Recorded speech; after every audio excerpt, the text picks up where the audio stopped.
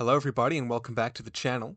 Today we're back with another Infinity and 5 initial reaction, this time for Vanilla PanOceania. And we have the return of a much anticipated host. It's Tristan from Loss of Lieutenant. Oh my God. I kidnapped How did I get Tristan. here? He's in my I was basement. gonna I was gonna say. Well, I've just been farming out videos for Dante. yeah, farming out videos and organs, but we'll skip that bit. So Tristan, tell me a bit about your experience with Vanilla PanOceania. Well, when N5 dropped, I told myself I would play what I thought was the strongest faction that I own. And I thought that was Vanilla Pano, and I played them, and I went 20th out of 50, which is like, that's Not okay, bad. I guess. Not It's bad. not bad, but I think they are very strong. And they're very fun. And they probably went from like one of the least interesting vanillas to one of the most interesting vanillas, Mm. personally. Yeah, no, I can definitely see where you're coming from. And to be clear, so you took these guys to CanCon? I took these guys to CanCon, yeah. Very cool. I mean, look, yeah, 20th out of 50 is not bad, especially at CanCon. But yeah, in terms of my experience with Vanilla Pano, it's always I was never really a vanilla player, still aren't, but it was one of the ones I was considering for what would have been the now season in N4. I've played a lot of the sectorials that got zucked into Vanilla Pano, but haven't played them Yeah. directly. So I'm very Yeah. glad to have you aboard for this one. Excellent. All right, well, let's take a look. So, what defines PanO? First up, we've got superior gunfighting capability in all range bands and roles. How does this manifest for you on the table? You're never really afraid to take a gunfight. Hmm. Um, I find that it makes my games very not straightforward, but almost like oh, I'll just shoot everything. That might be the reason why I'm not a very good player. But I'm never lacking for guns to shoot at. Even if somehow you lose your whatever you've decided your primary gun is, a Hmm. lot of Pano models are just good at shooting in general. And Hmm. you're always pretty much going to be out gunfighting something in the active turn Hmm. without you know any exception. Yeah, and when you say, primary gun, how do what do you define as a primary gun, and how many of those do you think you're taking per list? I would say a primary gun is probably something moderately expensive that you've designated as a gunfighter that isn't really a specialist, that isn't, Hmm. a close assault or anything like that. Something like a Swiss Guard that's not really doing anything else. Okay. I'm taking at least two. That's pretty much any list for me. I'm taking at least two. But then I find I'm also having, you know, 12 to 14 point models that are also really good at shooting. Um, Cough, cough, Fennec, cough, cough. yes. Sweet. So next up, we've got high impact weaponry. So at least for me, I feel like, when you're fielding a vanilla Pano, you've got access to, quite good gunfighters, but also pretty devastating weapons. What do you think about Yes. this? Um, I will say Pano has lost a little bit of its AP with the dropping of some tags. Mm. But all of the tags are in a pretty good spot except Maximus, who sucks. Um, Dude, he's like a tag by technicality. yes. Send Yeah. him back to Netflix. He's just had the tag label slapped on him. Yeah. Um, but you do have good amounts of AP. You've got the Hetkari. You've got all the tags are great. You've got the drummer, which is a new unit, which is Mm. still just a disgusting amount of AP as well. Um, Yeah. You yeah, I Joan as mean, well with that AP new Spitfire. What an upgrade.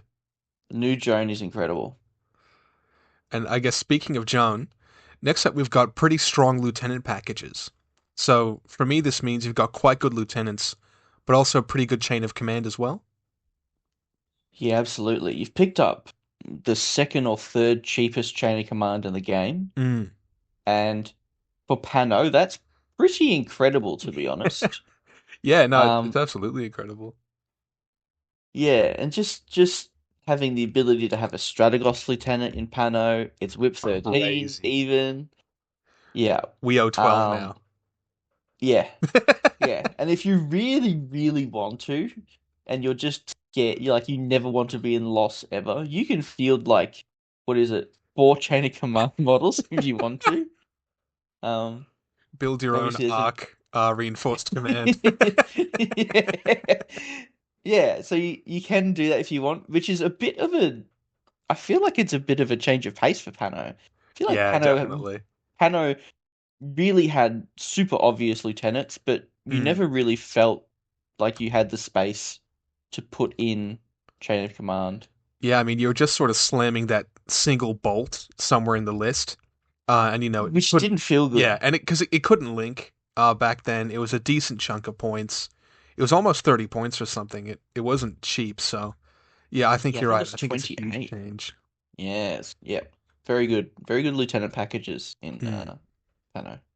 Next up, I've got goated link options for a vanilla faction. Uh, explain yourself. Well, I would say most of the time you're running at least two duos or a duo and a Mm. Harris in PanO. Hmm. Your Harris options, you can slap two Helots with either a Bolt, an Orc, Joan, Patsy, or if you're really feeling spicy, you can put on a Bulletier or a Nisse. That's just really cheap ways to get that special dice, and Helots are definitely useful having Mm. sensor and neurocynetics. Like, they're going to be useful on pretty much anything. And Yeah, even the definitely. duo options, you have duos for bolts, you have duos for Karhu. You can slap a engineer with a Tikbalang or a Squalo. You can slap a blade on a Bulleteer. You can put two orcs together. You can slap an Aquila on something. Mm. There's plenty of options and they're all super good. Yeah, I feel like you can sort of feel that, NCA and Varuna kind of getting zucked. You can kind of feel a bit more of that Link DNA, going into Vanilla PanOceania.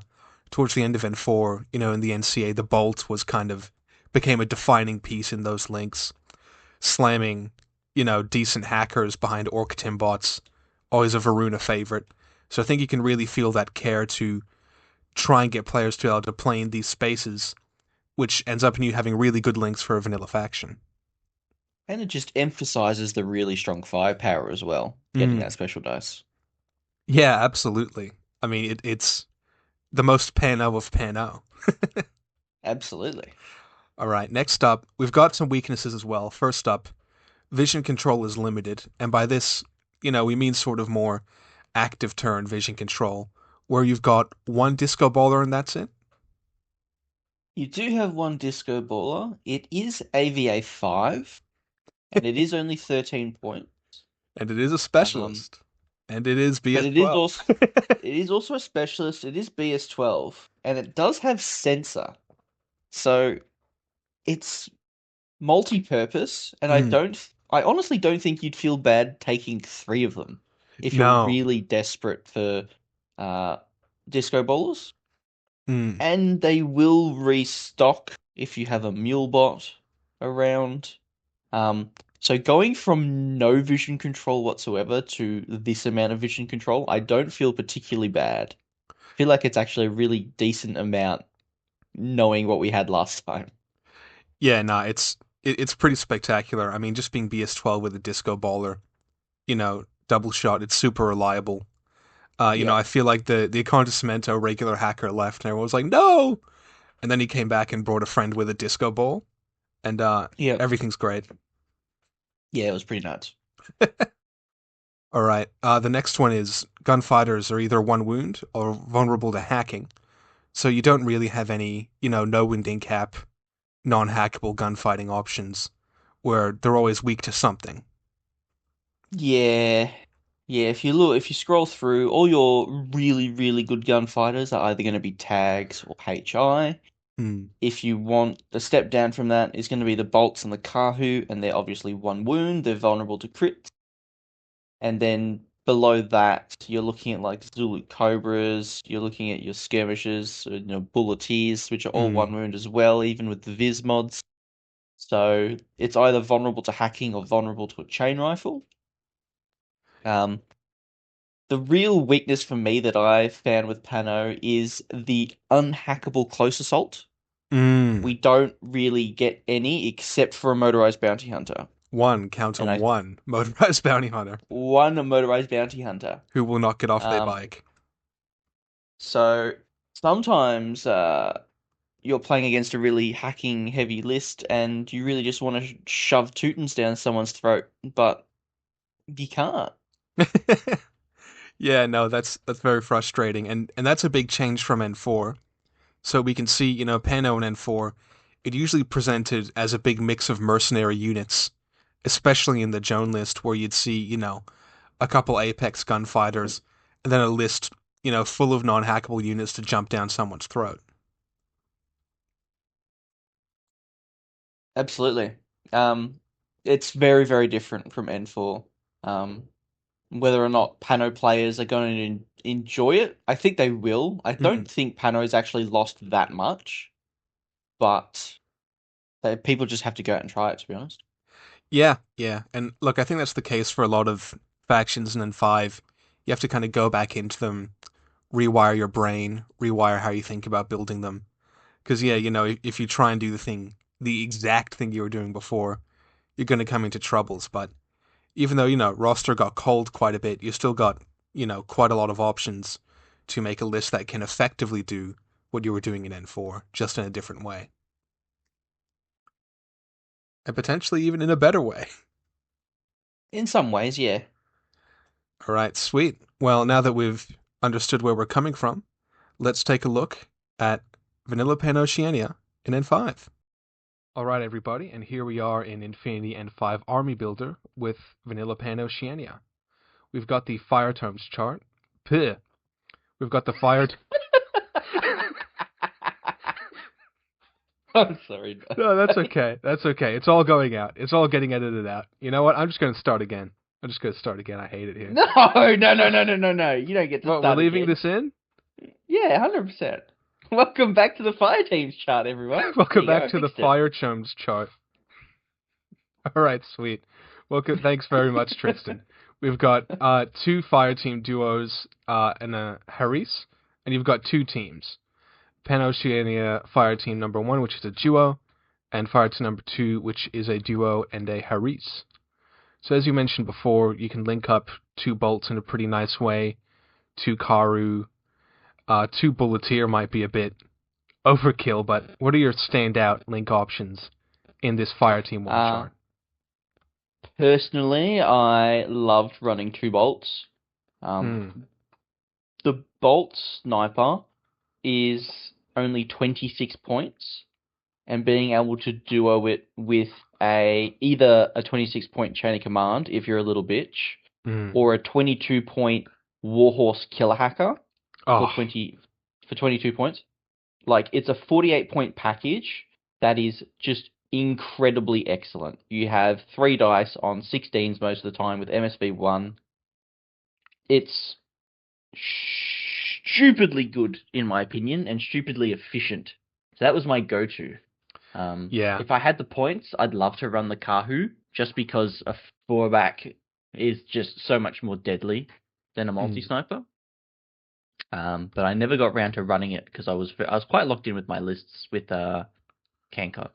Yeah. I mean, I've messed around with Karhu duos in Whiteco, and they've been really effective. You can end up running fairly remote heavy lists with how good of a defensive matrix, Peacemakers and TR bots can put up. So having an engineer is really nice, or just a paramedic. I really do like the bolt, though. I think that's probably your first port of call. I found, MSV1 and marksmanship, even if a MIM6 model is up, you're usually still on flats, which is really powerful, especially if you haven't brought more MSV to the table. And yeah, you're getting quite a lot of capability just out of that 40-ish point package. I'll. Not to mention, you're also Mm, doubling up on those skills that are weak to reflective. So the Kahu still has MSV1, but the Bolt is doubling up. So it's basically you get one for the price, you get two for the price of one, but Yeah. you're not feeling bad that you have both traits. Hmm. Yeah, no, that's very true. And I mean, look, a lot of times if a model has, albedo 3, your marksmanship's like, oh no, I'm just on flats now, and I'm still good at shooting you. Yeah. Uh, so next up, I can see the blades here. It looks pretty nice with a few of the tags and sort of stuff like that. How are you finding kind of dual tags now that the ancillaries are in the game? Um, I think it depends on what you've written the mission for. Mm. If it's a really button-heavy mission and you're planning on actually using the ancillary, it might not be the way to go. Hmm. Um, but even if you do that, you still drag the engineer with you, so it's still probably close to you. I don't think it's a particularly bad option considering the blade gets tactical awareness. Yeah, I mean, I think Um, that's a huge point that puts it over the top is just that extra tack aware order. yeah, I don't think it's ever going to be bad. The only problem you might have is if you have other remotes, you've taken a bulleteer, you've taken two flash pulses and that kind of thing, and Mm. you want that engineer range. You don't just want it attached to the tag. So yeah, it's kind of up to you. I don't particularly. I haven't ran either the Tikbalang or the Squalo. I think they're both incredibly good. Mm. Um, I don't think you'd have a problem, to be honest, slapping a blade onto it, even with the ancillary. The blade is a specialist as well. It kind of takes place of, and if the blade dies, then you have the ancillary as like a backup. Yeah, I mean don't take this to heart, but the PanO ancillary, it's not one of the better ones. So you're looking at a pretty equivalent whip, uh, where the blade is also only whip 12, but yeah, I think, some other sectorials or factions where the ancillary is a bit better. I'm thinking maybe you don't want to link them as much, but I think here, yeah, it's probably fine and probably pretty effective to keep linking them with blades. I think you're getting more than you're losing, yeah. Yeah, definitely. So we might switch over to PanOceania Fireteam number 2, where you have a Harris as an option. What stands out to you here? Well, I ran Joan into Helots, which is fun. It's great. You're giving Joan sensor, you're giving her 5 dice. The Helots protect Joan if you're going second. Um, throwing as many dice as your opponent is just fun sometimes. It Ah, makes them really nervous. mm. I mean, you can you can Yeah. feel nervous about leaving a unit like Joan in the midfield, but if you've dragged up, a couple of SMG like Helots, your opponent actually getting to Joan, that's going to be a nightmare, even if they're the ones going second. Yeah. I really like this Harris chart as well because you either get the ability to give something two special dice for or a special dice for 20 points, Hmm. or you can slap. If you really wanted to, you could just slap 2 blades onto a bulleteer or something silly, and then you have 5 orders and 3 models, and it gets the special dice, and like there's tons and tons of stuff you can do. Yeah, there's a lot of very cool capability. I mean, even let's say, an orc of some kind, an orc timbot, and a bolt killer hacker. That's going to be a really efficient, really durable hacking option. And there's lots of fun stuff you can do. But yeah, I mean, that minimum cost just to give something like, even a Nisse a special die, it's going to be pretty impactful. I would also say to people you don't necessarily have to get that special die. Mm. I wouldn't feel bad having a blade, bolt, and a bulleteer in a Harris. Yeah, absolutely not. I mean, I think just, a utility Harris is something a lot of people are sleeping on at the moment, really trying to focus on those, duo bonuses and such. But you can get a lot of utility and a lot of efficiency from just putting the right pieces together. Yeah. Well, 100%. That's a very exciting fire teams chart. But let's start taking a look at the units. First one we've got here, the Helot militia, had a bit of an overall tweak and a change, being separated into a camouflage and an FTO profile. Yep, and they went up a point or two each profile. Hmm. Um, But you're no Still longer incredible. yeah, you're no longer paying the SWIC for the light rocket launcher though, which is pretty nice. It's incredibly nice. They were only AVA 1 in vanilla. Now they're AVA 2. Hmm. Um, I don't know if the non-camo ones before had sensor. No, I don't think so. I don't think they did. Um, I loved linking them. They were really good to me. Um, People waste a bunch of orders into them, then find out that they can't kill Joan, so they have to run away. Hmm. I would say if you're not going to link them, the camouflage version is going to be better. Hmm. Um, Camo states are obviously just their whole purpose is to waste orders. It's not necessarily to win face to faces. It's to throw 3 or 4 dice and maybe only take a 1 in return. Hmm. They're still only BS11. They have no mods, but they are incredibly efficient. If you have Joan or you link them with Patsy, they are regular as well, which makes them very efficient as well. Crazy. Yeah. For some reason, they have stealth. If that ever comes into play, just don't forget they have sensor. And yeah, I dare say you'd be running them a lot of the time, Hmm. considering that the links aren't going to provide as much ARO presence as was once expected, although it was a vanilla. Yeah. So, yeah, you're probably running them most of the time just to stop pesky warbands like Datarazi running into your DZ.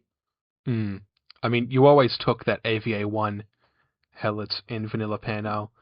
AVA-2, I think you're probably taking two of these guys relatively often.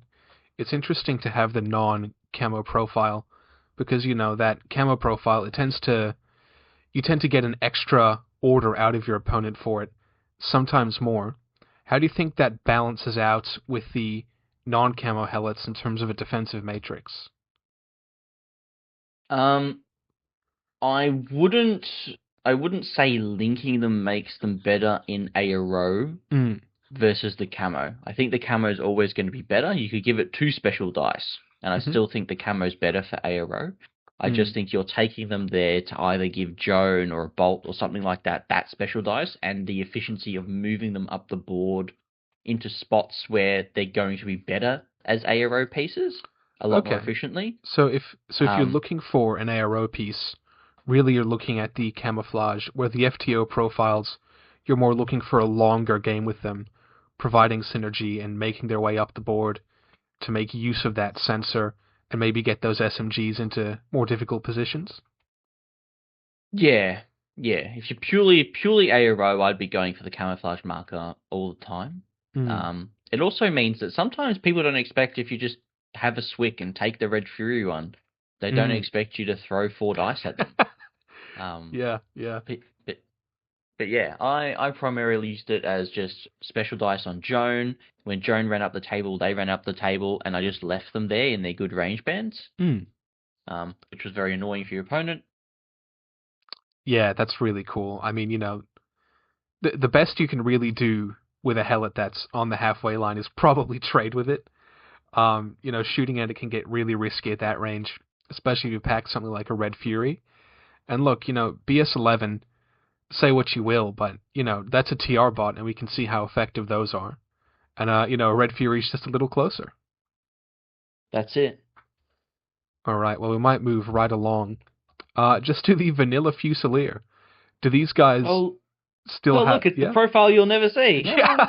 I mean, I was about to say, you'd see them occasionally in N4 as your lieutenant option, but I think we're both sort of thinking the same thing, that they've been totally pushed out. You'll never see them unless someone's a purist and doesn't want to run, you know, models that aren't the actual models. Yeah, yeah. I think But no, you're never seeing them. with how good and how effective your chain of command is these days, I don't really see you taking Fusiliers, just regular old Fusiliers. No. Uh, And if you're looking at any of these profiles and thinking, nah, let me cook, try this instead.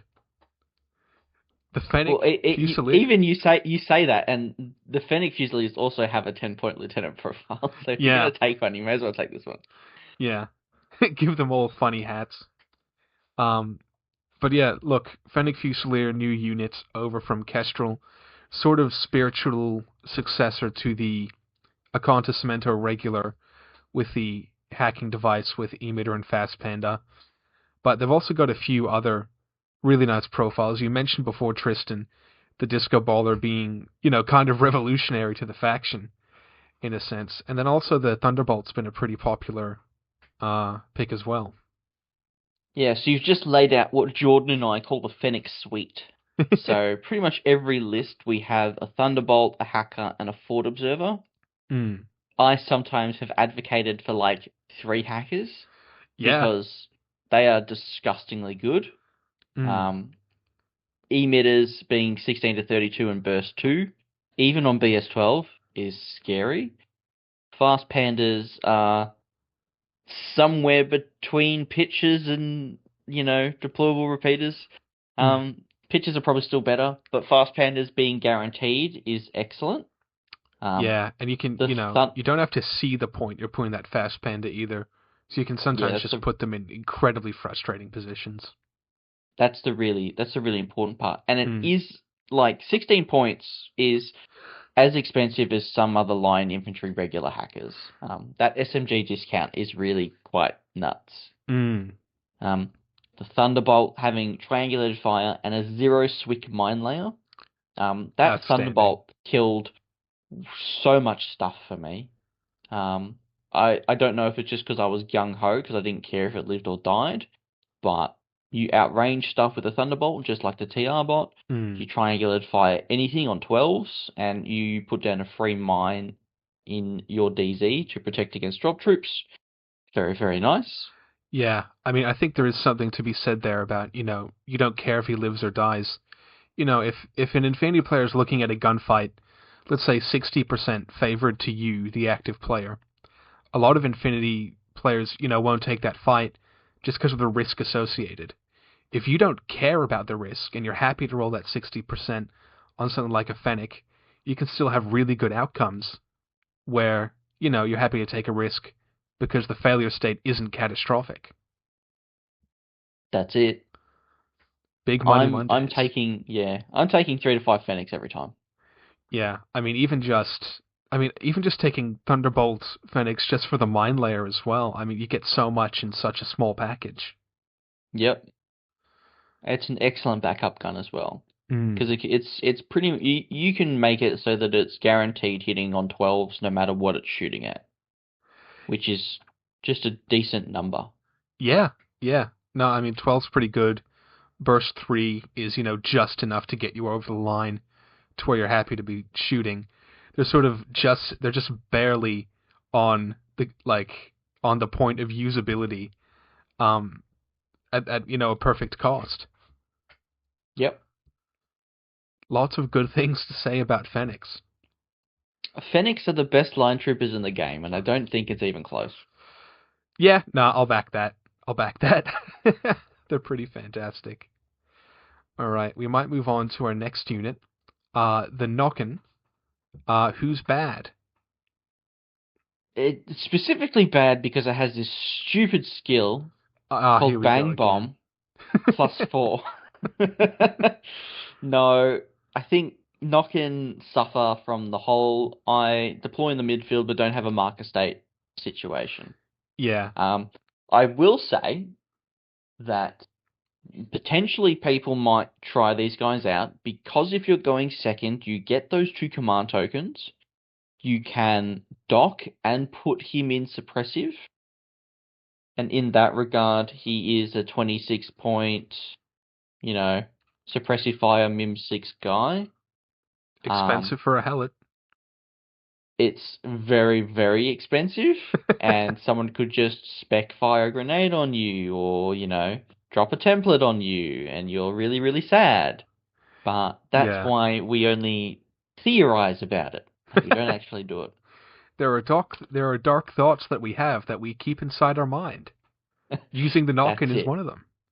Yeah, I don't think unless you really love the model, I don't think you're gonna see it. No. It could be fun, but he costs the same as a Bolt. Uh yeah, I'm not feeling it to be honest. Yeah, I mean, I talked a bit more about these guys in my Sval episode, and yeah, look, they can be fun, but you've just got so many better uses for points, they're not worth considering. Next, we'll move over to the blockers, who are pretty much unchanged from their N4, except they've got the adhesive launcher rifle, so they're burst 3. Unfortunately, not linkable. Do you think they'll find a way into any lists? I feel like if you want a cheaper Whip 13 hacker that has a little bit of an upside, it has that burst 3 adhesive launcher rifle. It Hmm. has a burst 2 flash pulse in the active. It does have sensor, although I don't really know how much you care about sensor. But if you're really scared of, I don't know, Shazvasti, you might take him. I don't really see people taking them. I just take a Fennec hacker and Yeah. save 3 points. Yeah, I think that's the problem. You're getting 1 point of whip for an extra 3 points, but you don't have that extra tech of the emitter or the fast panda. I mean, this guy's got, some other tech going for him, but it just doesn't feel as relevant as what the Fennec's bringing to the table. Yeah, I don't think I'd blame anyone if they did take it. No, It's no, it's fine. fine. Yeah. Yeah, it's fine. All right. Speaking of someone who's a bit more than fine, we've got the Blade Ops, one of your sort of seminal link options. Again, like, most of the reinforcement profiles didn't really change from N4 to N5, but I think the big money here is they FTO engineer by quite a bit. What's your take on the Blade? The bottom and the top profiles are never getting taken. Um, the He is slightly expensive, I will say. You are paying for +1 damage, terrain total, stealth, and tactical awareness. Hmm. He is only whip 12, but he is an engineer, so he does reroll against remote presence things. He does have a damage 14 SMG. He is doing a bunch of classifieds, and he is giving you order fuel to run up the table and do stuff, and he is BS13. So he is one of those, he's BS13 Mim 3 with an SMG, so he is one of those kind of weird second shooters that is Hmm. like as good as Hakislam's best shooter, but just with an SMG. The Blade Op, Hak Islam's strongest warrior. Pretty much. Yeah. I mean, with that combination of BS13 and MIM3 with the SMG, depending on who you're shooting at, you can be pretty happy shooting at someone within 16 inches, just having both of you be neg 3 overall. Also a great unit just to put in suppressive if, maybe it's end of turn 2, end of turn 3. He's in the midfield, he's done what he needs to do. MIM 3 with suppressive, can be pretty annoying. Yep. He also fills the range band of the Bulleteer Spitfire, Very true. so yeah. Yeah. I mean, look, I think, the standout things he can do is, with that attack aware. We mentioned the Tikbalang, the Squalus, and the Bullets all a really good way to fuel those units forward, like you said, and also provide them back up when they need it. A lot of the time, if you are running that deployment zone engineer, you do have to find a way to run up a PAL bot, but there is something to be said for being right there next to them. Absolutely. All right, might move on to the BCA Magistrate, one of the new units from Kestrel, and I think you were really sort of pulling more towards these chain of command Strategos profiles. I I don't know why there is a non-lieutenant, non-chain of command profile. Um, for starters, I'm not sure where the PanO favoritism came from, but I'm feeling like PanO got a top 5 lieutenant in the game. I mean, yeah. 19 point Strategos with counterintelligence. It's also a specialist for some reason. I mean, yeah. That's like Um, alpha level of lieutenant. I would almost say Now, this might be slightly controversial. Hmm? Realistically, it's on the same tier as the alpha, but there is an argument to say it's better than the alpha because those 5 points might be worth more than that command token. Oh, I mean, that is slightly controversial. I think we are getting more command token squeeze with Speedball in the game, and, But having in links. vanilla, Well, you've got links in vanilla now. you And do, so long as they don't break. and if you aren't taking Joan, you can end up with a fair few irregulars. I think there is That's I true. think there is an archetype of list where the BCA Magistrate is better than the Alpha. I think that's true. I think just blanket though. I think the Alpha. Actually, you know Maybe what? not You know what blanket. I really like? There is one number that makes me potentially like this more than S2? the Alpha. Yep, and it's and it's S2. It's 100% S2. Yeah. So you know what? Maybe I'll give you maybe. I'll give you a strong maybe. The fact that we're even discussing it is Yeah, I mean crazy to goaded. me. Yeah, yeah, Yeah, this is an absolutely incredible profile. If you're not taking Joan, you're probably taking this, and I would mm, probably run a bolt duo with a sniper and chain of command. yeah. No, that's absolutely crazy. Yeah, I mean counter intel, strategos. What the fuck? Yes. Really cool. Yeah. Do you see a use case for the multi marksman rifle, or is that just kind of a kestrel? If you're taking the Hmm? chain of command and you have 4 points, I could see you taking it. Okay. Because it is a specialist, and you've Hmm. kind of then made it into like a semi gunfighter. Um, Yeah. so it can run up the table, it can shoot some things and press some buttons. Yeah. I mean, I'd probably find, yeah, turn three, it's enough. yeah, I'd probably find a way to spend those 4 points somewhere else, but Yeah, that's probably true. that's me. Yeah. No, I'd agree with that. Next up, we've got the Blink team, another new kestrel unit, who's a hidden deployment guy who does not cost as much as a Swiss Guard. What do you think Well, about the Blink? he, what he's pretty much a carbon copy of a Gema Mm. or a one of the other ones, kind of a Noctifery kind of guy, Mm. but he's cheaper for some reason. And has And he has a BS13. wild and has BS13 and has a wild parrot. Yeah. Um, I mean, yeah, do you just ignore the first two profiles? Because I think that heavy yeah. rocket launcher, I mean, look, +1 damage heavy rocket launchers, we've seen just how devastating those can be. You want that template to catch people out. The Wild Parrot's a great little piece of tech. I think people underestimate. I always kind of treat HRLs as having +3 damage Mm. because they ignore cover. Mm. So to me, it's kind of equivalent as being PS2 in cover. Which I so do love that console.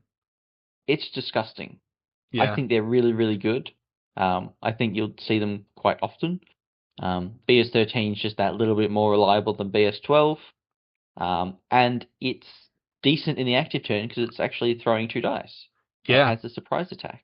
Yeah. Um, I really like the X visor as well, just to, you can sling those rockets really far out on a surprise reveal, set it to a really long fire lane and wait till someone, moves a link team or gets into a gunfight where you can fork them.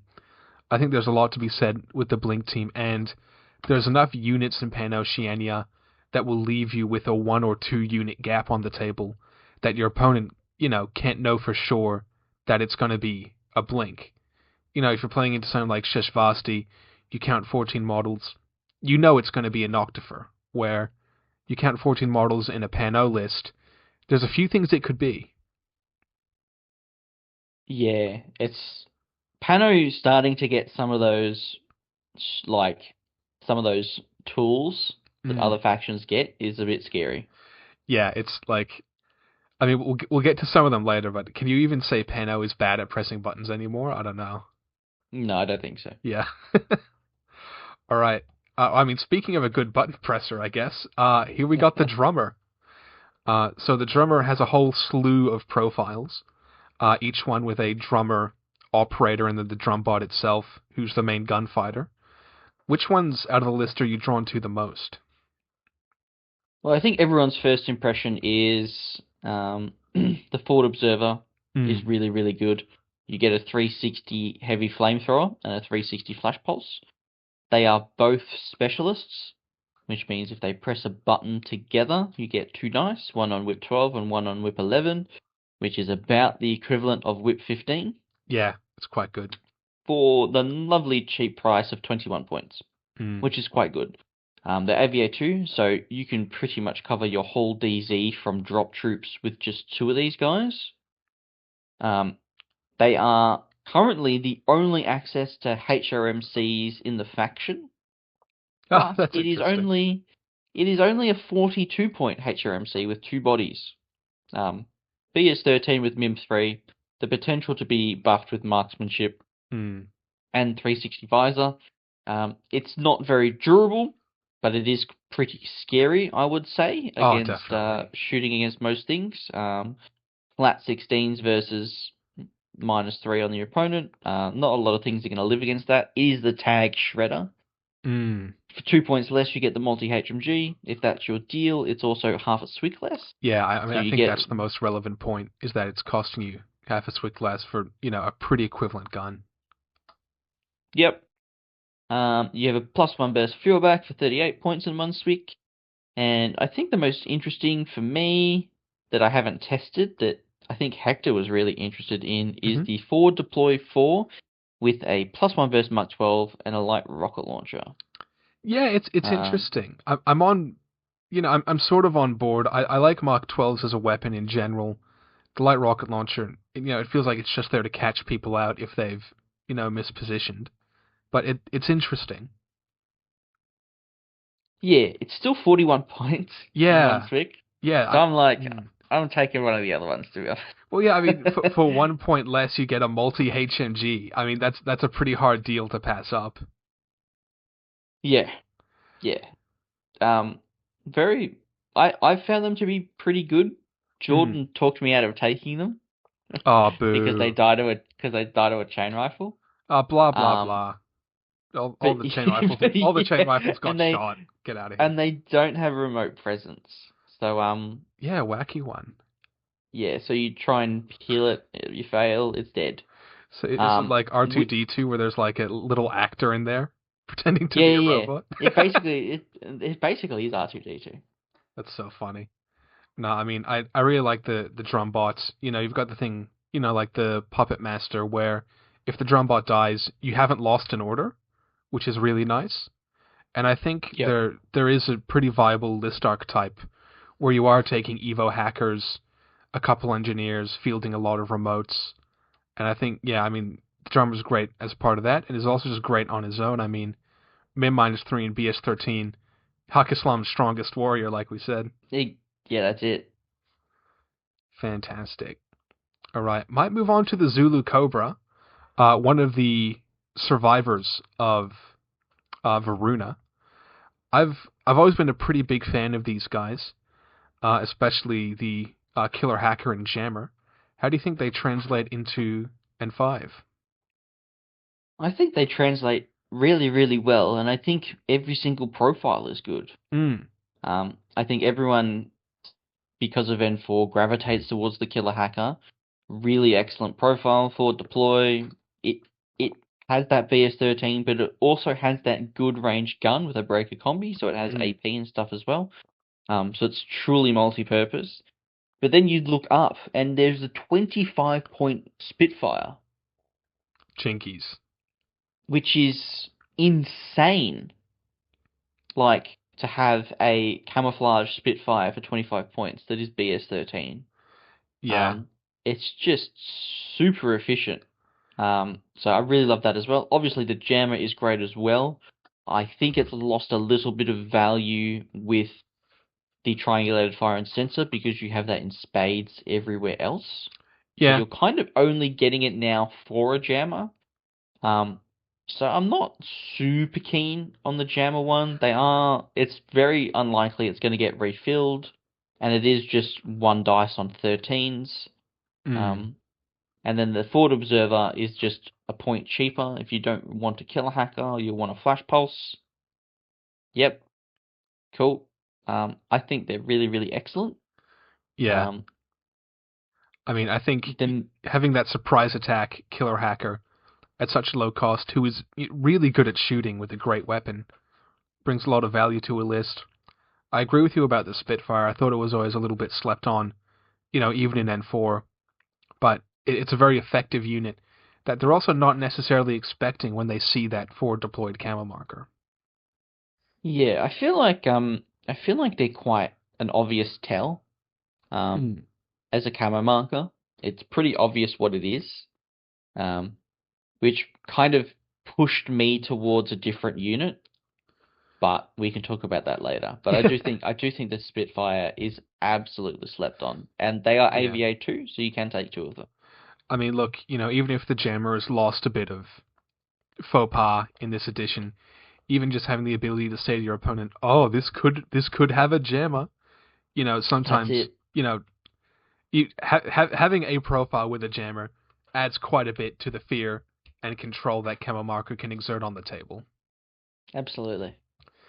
All right, next up, Trauma Doc. You ever using this? No. Sweet. Machinist. You ever using this? Yeah, actually. Yeah. Okay. Well, with the introduction of turrets, an 18-point machinist turret is okay.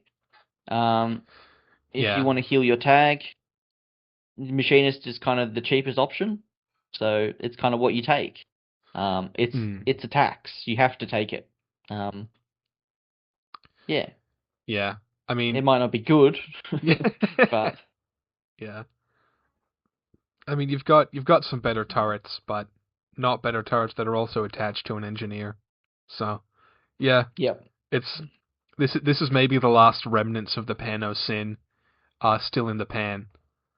But yeah, you kind of have to.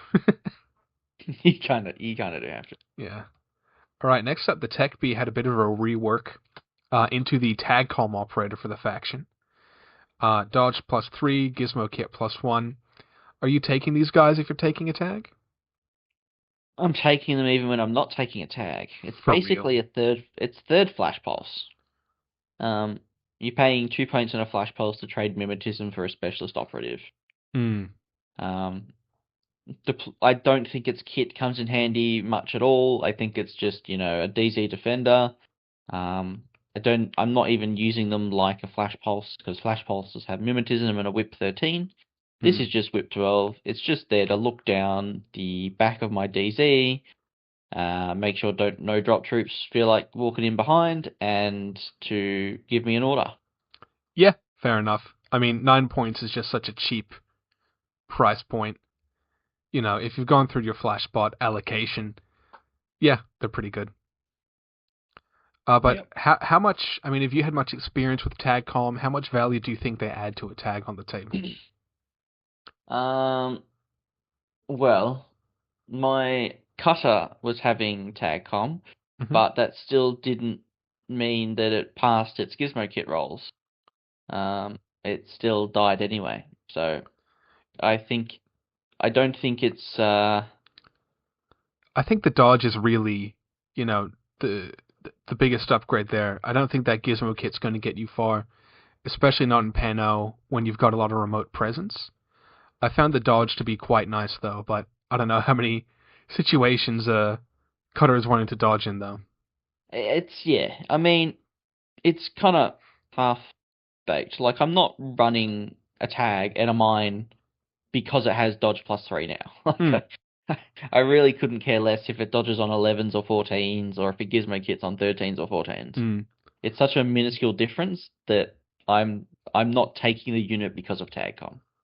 Yeah, yeah. No, fair enough. I found the dodge bonus to make me feel safer about hanging out a tag in ARO, but I guess it's a bit different in the PanO context, where, the cutter's doing cutter things, and, the squallows may be a bit too squishy to want to do that. Yeah, I mean, it is what it is. I don't know. I, it's not a very inspiring rule to me. I don't know. I like it. I wish they had, you know, done more with the stuff in the brackets. I think, Yep. yeah, I think they could have gotten a bit more inspired with that. very much just playing it safe. It's a rule I think is good. Good purpose for the future, I hope. Because I Yeah, do like the idea, and I have found it to be effective in certain lists. yeah. All right, well, we might move right along to Fusilier Indigo by Pandra, who got a bit of a glow up, but she's not linkable. She's a good doctor, but is that something you're finding yourself needing? No, especially with the addition of Speedball, Mm, the need for a doctor is less and less. I think in Kestrel she's amazing because she is yeah. linkable. Mm, Here, not so much. Um, Potentially, if you're trying to play something limited, you're not trying to fill those 15 slots. You might take her because she's 2 orders, or I'm not sure. She's a Whip 13 Doctor, but yeah. she's still only 1 wound for 25 points. Yeah. Yeah, I'm probably not taking her unless she's linkable. Yeah, no, that's absolutely fair. And do you feel the same about Dr. Harper? I think Harper is going to see play in certain scenarios. Those scenarios being armory missions or Okay. objective room missions. She always has cover. Mm. She has a template close range weapon. Hmm. She has a couple orders herself with no winning cap. She's a specialist. She has booty, which means she opens those armory boxes for free without a roll. Mm. I think in that specific context, she's very, very good. Otherwise, you don't need the Swick. Yeah, I was going to Um, ask that. you don't need the Swick, and she's very expensive. Yeah, I mean, maybe if Um, Helot's, still costed you that .5 Swick, you'd see a list with, Priya for that extra little bit. But yeah, I mean, you've got good zero Swick options. You don't really need, you don't need Swick for other things like other factions might. So yeah, I yep, don't really know where that extra Swick comes into the picture. yep. Or as you're saying, maybe it doesn't. I don't think it does. Yeah. All right. Next up, the War Core. With the new ITS rules, it's a specialist now, so that's cool. Sometimes Yee. you'll take it, sometimes you won't. Yeah, yep. If you're planning on running a really top-heavy list Yeah. with Joan, you run it, and you're not sad about running it. It's probably Nah. the best 3 points you can spend in the game. Yeah. Yeah. No, that's fair. That's fair. We might move up to a deceptively, you know, deceptively important unit in the faction list, the motorized bounty hunter. So they've picked up the limited cover rule, which is probably a buff overall. And the profiles have been tweaked a little bit, but tell me about how the motorized bounty hunter fits into your lists. Yeah, so I'm never taking the Red Fury, and I'm probably never taking the boarding shotgun. Hmm. The SMG Chain Colt +1 burst gives me a burst 3 gun and 2 templates. It is it is buffed in the sense that it had no cover before, so Yeah. now it's getting +3 armor.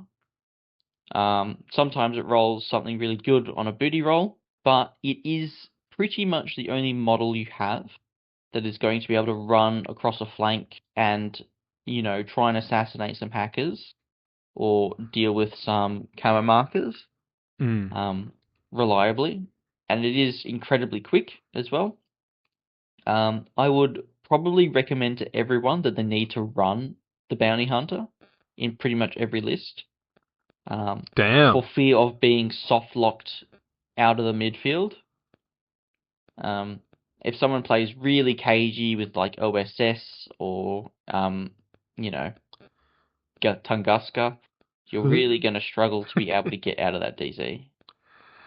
Yeah. Yeah. I mean, I think, it's a case of a lot of your other tools, like, say, Beast Hunters being stripped back, where Yeah, now if you want to break into that DZ, like you said, or you need to engage something like a Moran, the motorized bounty hunter is really the only good option you've got. Uh, pretty much. yeah, it struggles a bit just with not being able to get off the bike anymore. If something's up on a roof, that can be a significant challenge for the motorized bounty hunter. It can. It very much can. Yeah. All right. Well, I mean, DB, please fix. yeah, yeah, it's fucking crazy. Uh, like genuinely, it's crazy. I'm loving Tunguska with the only dismountable. Uh, The only dismountable bike. yeah, yeah. Thanks to Optimus Prime being my other half. All right. Next, we'll move up to the Banshee Airborne Assault Unit. These guys were in, uh, Hector's winning lists, and probably for quite a good reason. Uh, they're fucking amazing, man. They're incredible. Anything with super jump stapled to it now is just a movement machine. Mm. This thing can pop classifieds out of its butthole so easily. It has two big templates. Mm. It is a Whip 13 Killer Hacker. It has a Wild Parrot if you're looking for a cheeky way to deal with a tag. Yeah, Um, or just a hacker as well. or just a hacker. It's really really solid and it's really appropriately costed. Yeah, I mean, look, these guys are great in the role of assassinating, hackers, which is pretty relevant with your Teutons being your main form of close assault. Also, we know being a hacker is really good just off the basis of, the majority of mission bonuses being hacker oriented. So it's hard to say, PanO can't push buttons when you've got a 6/6 super jumping Banshee who can hit a lot of objectives 2 dice on 16s. Yep, Yeah. yep. Got to throw that Pano whip in the bin now, guys. It's not a thing anymore. Yeah, you get to cast off your crutches. All right. Move on to the Neoterra Bolts, who are another one of your big link team options. You've talked a bit about the MSV sniper rifle and the chain of command, and I think you mentioned the killer hacker was quite nice as well. Killer Hacker is excellent. Killer Hacker is really good. Has Warhorse, which means you can't throw Oblivion at it. Mm. And your BTS 6, which means Carbonites aren't as effective as, your opponent would hope. Mm. Um, for 22 points, to also just staple on that special dice to that multi-sniper is really excellent as well. Yeah. Um, I've considered the Spitfire as well. I was tossing up between a Spitfire Bolt and a Spitfire Zulu-Cobra because they're Mhm. both the same points. They do different things.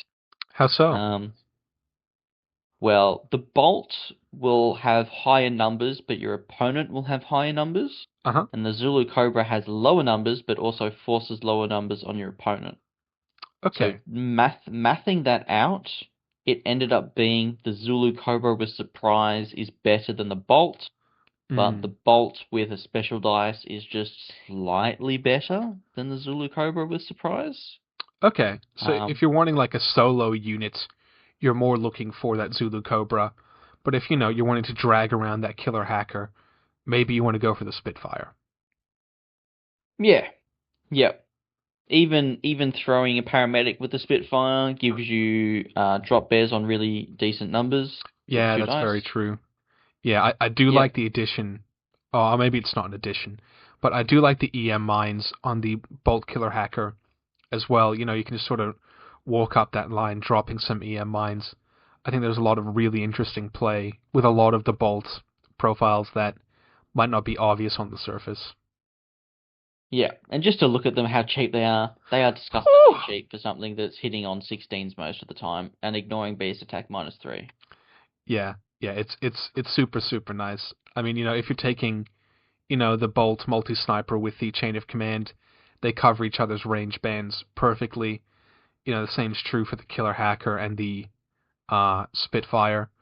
And I think it's really important what you're saying about the Bolt Killer Hacker, that it's it's a really good backbone of a hacker to have in a list with just that BTS 6 and that Warhorse, meaning you kind of have to Trinity it down if you're going the hacker Yep. route, which can take, it might happen eventually, but it can take a really long time. Yeah. It also means that your Fennec Fusilier emitter or no, Fast Panther, sorry, is giving you that firewall as well. So you're effectively BTS 9 against PS 6. So Mm. you're only failing 1 in every 4 rolls, and that's if they hit you through the firewall. Yeah. Yeah. So it is a really good killer hacker for the point. Yeah, I mean, I could see taking, two Fennec Fusilier hackers, taking a Neoterra Bolt. Maybe at some point early game you do a coordinated order to chuck out some fast pandas and actually put a really good sort of line in the sand hacking-wise. Absolutely. All right, well, we might move on to the Karhu special group. The Goats of Svalheima. We mentioned the Feuerbach +1 burst being, the one that draws the eyes. Uh, how do you think they fit in the context of vanilla? They feel like the Bolt's big brother. Mm. If you're not super worried about the hackers and you're just looking for pure firepower, I think the Karhu is probably better. It Mm. doesn't have the range bands, but you are burst 3.5 and you have that NCO. Mm-hmm. So this is really gonna tear through tags in half the orders that the Bolt would. Um, it is just a little bit more expensive, so the bolts work out to either 48 or 52, Yeah. and this is probably going to be about 58. Mm. So it is, 8 to 10 points more expensive. Whether or not you find that's worth it with the nerfs to climbing plus, Mm. or because if you're taking a magistrate, the NCO doesn't have a ton of value. Yeah. Um, it's kind of up to you. I think they're interesting. I think the rest of the profiles all having, multi rifles and some form of EM and mine is really nice. Mm. Blitzens are really good, Emorats are really good, AP mines are really good. So the rest of those profiles really bring a lot of utility. Mm. Um, Yeah. yeah, they're Yeah. interesting. I've been playing them a fair bit in Whiteco recently, where I've tended to favor the engineer as the secondary unit in that duo. If you do choose to take that duo, it's nice to pick up TR bots if you end up moving to the midfield, picking up some peacemakers. And yeah, I mean, BS13 MSV1 Mim multi rifle. It's turned out to be really deadly in a lot of engagements, but of course you do have to be careful with them as pretty squishy units, and they do have a bit more competition in Vanilla PanO. What would you think? What would you say to maybe just running the Feuerbach as a solo unit or in a more utility oriented duo? You can absolutely run it solo. I don't think there's any problem there. Hmm. If you really want to save those points, I think it's perfectly fine as a solo piece. Yeah, very cool. Well, yeah, it's good to hear they've still got a place in the faction, but I mean, at everything I've shot with the Kari, it just dies. Yeah. It's amazing. All right, next up, the Fireflies clandestine demo squad. We've seen these guys be, quite interesting and quite effective in Kestrel. Do you think that's still the case where they're not linkable in vanilla? I want to say yes. Um, Unlike Kestrel, where they're linkable, I Hmm. think the only ones you're taking now are the turret ones. Um, Hmm. you have better options for chain of command, engineer, paramedics, and hackers. You Okay. don't need a solo HRL. Hmm. Not even then do you not need it. Hmm. So basically you're taking it for the turrets, um, which honestly, after CanCon, might just be a solid game plan by itself. Um, just taking two of these and popping out, 4 turrets a turn, Hmm. uh, could just be worth it by itself, to be honest. Yeah, I mean, I could see taking, two Fireflies, a couple of baggage bots, two Fennec hackers, and just every turn coordinated order, deploy peripherals. Yeah, I would definitely not underestimate them, just because they're not linkable, and I would not Yeah. underestimate the turrets. Um, Oh yeah, we've been shown every that. turret Yeah. you put out, if your opponent has to spend more than one order killing it, it's a net positive for you. Mm, yeah. And even just, adding to a bit of cognitive load during the game, making them have to rethink a game plan or think more carefully about something to maybe the detriment of something else. I mean, we've seen turrets be incredibly effective. Yep. I was sort of Yep. drawn. Use them while we got them. Yeah. Yeesh, you got some You got some thoughts about the future, do you? I have some thoughts about what the future should be. Maybe not what is to come. Sweet. The Infinity Gamer way. I was sort of drawn to the engineer profile just as a Whip 13 engineer, but do you think you're overpaying for that capacity? Yes. Yeah, no, that's fair enough. The combination of, so I suppose it's context. Mhm. If you're taking the Magistrate, then NCO is losing value. It's an SMG Panzerfaust, so Albedo isn't getting that much value. No. Yes, it's Whip 13. You can take the Machinist for 18 points with a turret, Hmm. and then you can take 2 bots on top of it, which is practically the same cost. Yeah. Yeah. And most of the things you're healing, you can reroll. So having Whip 12 versus Whip 13 is kind of negligible, to be honest. Yeah. No, I agree. I think just you're getting. I mean, like you said, you're getting so much more for that package than with a Firefly engineer. With that turret rolled in as well. So, yeah, it probably is just the mine layer. All right. Next up, the Nisse, who's they've all picked up boarding pistols, which is pretty nice. You lost a couple of profiles you'd never really take. Uh, you've got MSV2, you got min -3, but do you think they kind of muscle out enough room to be taken in vanilla? I think they've actually dropped in points. And Yeah, I think they they're have. actually Yeah.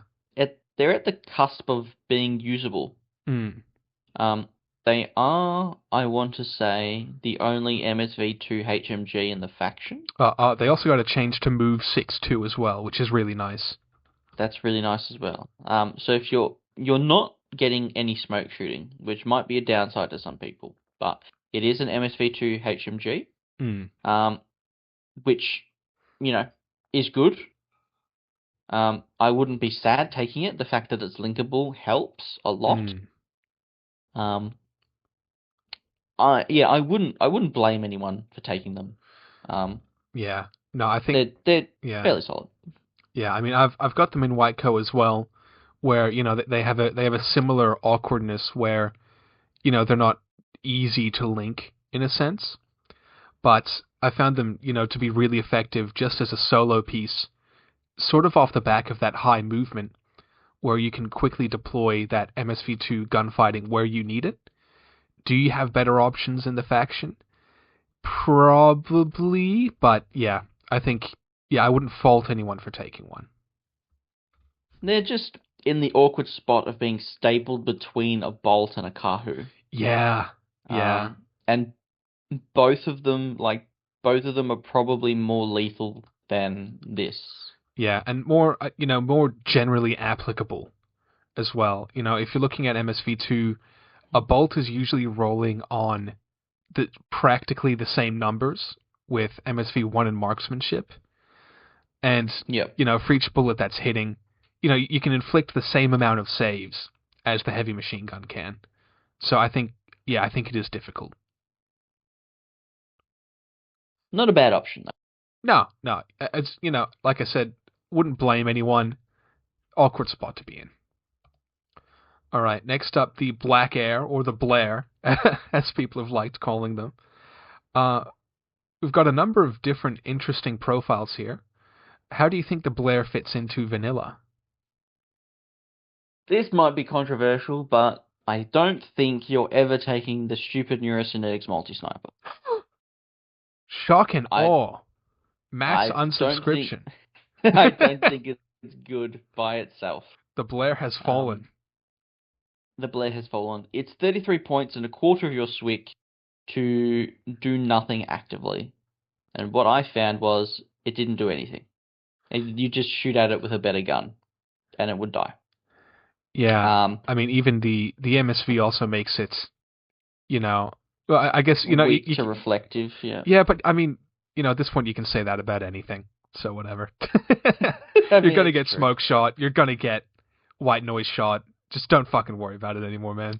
I will say I put bolts on ARO Mm. and they die easily. So Blairs on ARO die just as easily. Well, I think you'd rather take that bolt on ARO because say they've got an Albedo 6 model running up on you. The bolts, still got a better chance because the marksmanship still applies, where the Blair is just getting fucked. That's it. The Blair is just getting fucked. Yeah. When it comes to the top two profiles, the Hacker and the FO, a K1 Marksman FO sounds cool. Is it linkable? No. Oh, I'm not taking it. Which leaves us with Parachutist Deployment Zone Killer Hacking Device. Let's go. If you want to spend 9 points over the Banshee for this, I don't think it's a bad option. It has the potential to just run through a DZ, but the kit is a really weird combination. MSV2 and Mimetism means it wants to gunfight, but it has an SMG, but then it has a Killer Hacker, which means that once it gets into gunfighting range, it wants to hack whatever it's going for. Yeah. There's a lot of bloat on the profile. Deployment Zone, it's not a combat jump. It's just parachutist. So it's not as if they cover their deployment zone really well that you're going to have a good spot to put them. You're probably not. And it doesn't have the super jump that the other drop troops have, so it's going to move around pretty slow. That's true, but I do think the Black Air is actually quite uniquely equipped with the mix of stuff that it has. It doesn't have that super jump, but it's got a marker state with the killer hacking device. If there's a problem ARO piece, you can just double flash pulse it in the back, and that's quite effective. And we mentioned a bit before how, BS-13 MIM-3 submachine gun does open a few doors. I do agree that it's slow, and it can maybe take longer than you'd want it to make an outcome. But I think when you're sending in the Black Air, you don't want to send it in just to solve a single problem. You want to map out that DZ and go, okay, what kind of big wrecking ball chain can I do here? You heard it here, folks. Heard it here first, guys. Dante's spending 31 points for a burst 2 flash pulse. Yes. Absolutely, every day of the week. The problem is you need a good player to use it that effectively. I don't think it's making up its points enough. Yeah, I mean, me and Josh recently had a conversation about what's her name, Shinobu against the Oniwaban, where it seems to be a similar conversation about the Black Air and the Banshee, where if you're taking the Black Air, you need to have the skills to use that extra kit for that extra capability. Yep. Otherwise, you're better off taking the Banshee. That's it. And with an Evo hacker, the Banshee, even if it's landing on 15s, can probably land in a spot that might, enable it to do more things rather than just a DZ line. Yeah, that's true. Or the back edge. Yeah. I mean, look, I played a faction with combat drop 19 on Hellcats, and I still couldn't stomach that risk. So I'll stick to the Blair, but but that's absolutely true. All right. Do we have to talk about him? No. Cool. All right, the Cat Shooter. Now this is Now this is a model. It's an orc on ketamine. Yeah. I mean, goddamn, what a goat. He's face-to-face rolls. Zam. He's really good at it. He's very, very, very, very good. So this is part of what I like to call the magnificent HI trio. So the Aquila and the Swiss Guard kind of fill out the top roles of tech in PanO. So this guy has the marksmanship and the BS attack -3 with the BS-14. He has that closer range gun, and he has that EM template. I don't think there's ever a situation where it is wrong to take a Het Karhu. Yeah, I mean, he's a really quite decent lieutenant option as well, to pair with a chain of command. I mean, he's just incredibly deadly. A Red Fury, it might not sound like an incredible amount, but packing AP, it can do quite a lot of work. And when you're just so effectively winning face-to-face rolls, getting shots through, it can do more than you'd expect. It is as effective as a HMG against Armor 4 HI. Yeah. So it's effectively a HMG against HI, but against other things, it's shocking warbands off the table. It's it's better than a HMG against anything with 6 armor. Yeah. So the effects kind of go up from there, and it has its own template defense, which is really, really nice. Mm. It's still 5 armor, 2 wounds. It's ignoring BS attack -3 and imposing BS attack -3. Or it's, Yeah. no, Oh no, it's not ignoring it, but that's, yeah. that's What? not ignoring it. Anyway. But yeah, I think the multi-red fury in some ways is like the perfect weapon. And he's not, he's expensive, but he's not incredibly expensive. No, he's not that expensive. He's cheaper than a Prime, and he's better than a Prime. Yeah. We finally get our little gunfighter #1 crown back. Yeah. The only problem is, if he gets bricked, he's permanently bricked. Yeah. I think, that's one thing you are, building consideration for when you are making a PanO list is that, like we said at the start, you're really good gunfighters. They're either 1 wound or hackable. So you got to pack in a way to either engineer it off or assassinate those hackers, or both. All right. Ugh. On to the orc troops, who are one of your very linkable units. But we've sort of seen orcs slowly fall off. How do you think they fit in this new ecosystem? I think there could be some use for them. Mm. If you really love tin bots, you absolutely could take like the boarding shotgun tin bot or something like that. Yeah. I think basically they're the most useful in the Harry slot, where you can staple, let's say the bolt hacker between a tin bot and a big gun. Yeah, I think basically you need to be getting good use out of them in a link. Yeah, even then, I mean, I suppose they are relatively cheap for HI at BS14. Mm. The Fjordback costs the same as the Karhu and doesn't have Mimetism or NCO Yeah. or MSV1. I'm probably never taking the Hacker. I'm probably not taking the Lieutenant options. No. Yeah. It's there for a tin bot or a gun. There Mm. are better guns, so I guess you're taking it. If you're taking a tin bot, you're taking a gun to then get the special dice. Mm. It's interesting. I don't think it's particularly cost effective, but that might not matter. It's a lot of wounds. Yeah. This is gonna. I should have just made like a little soundboard button for this.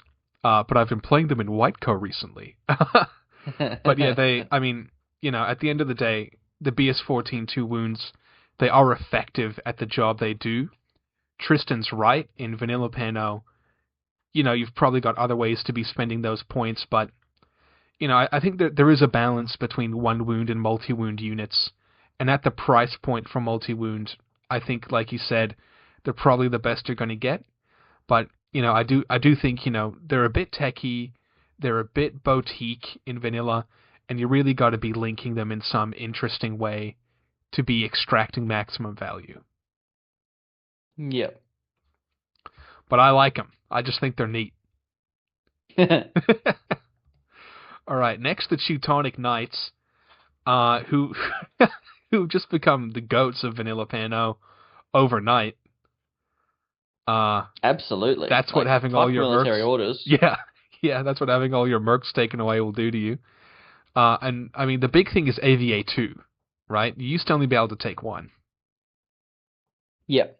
So they're better in vanilla. They're worse in MO. I hate you, dude. So they've gained limited Shut the cover. fuck off, dude. So Stop talking, dude. I regularly took 2, and I took the Specialist, which gives you the Burst 3 gun and the Panzerfaust. Yeah, and it's a nice just upgrade. impetuous towards objectives and eventually press them. They are solid like soft ARO pieces where people peek them.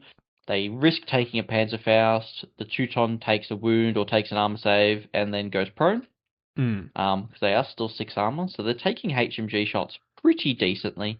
Yeah, and they move 6-2, they dodge amazing.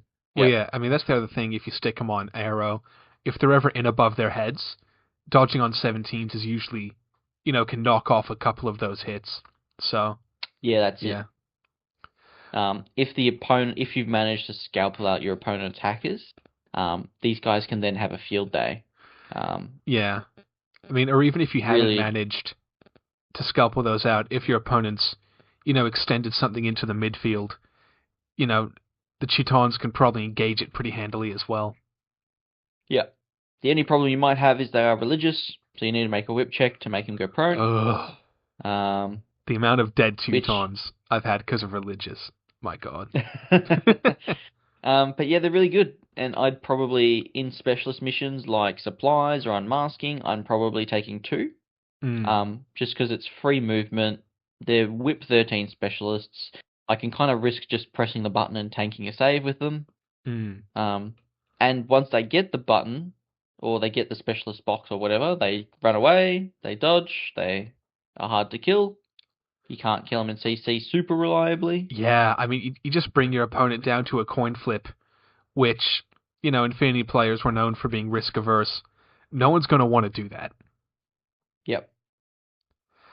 I mean, are you taking 1 or 2 of these in every list?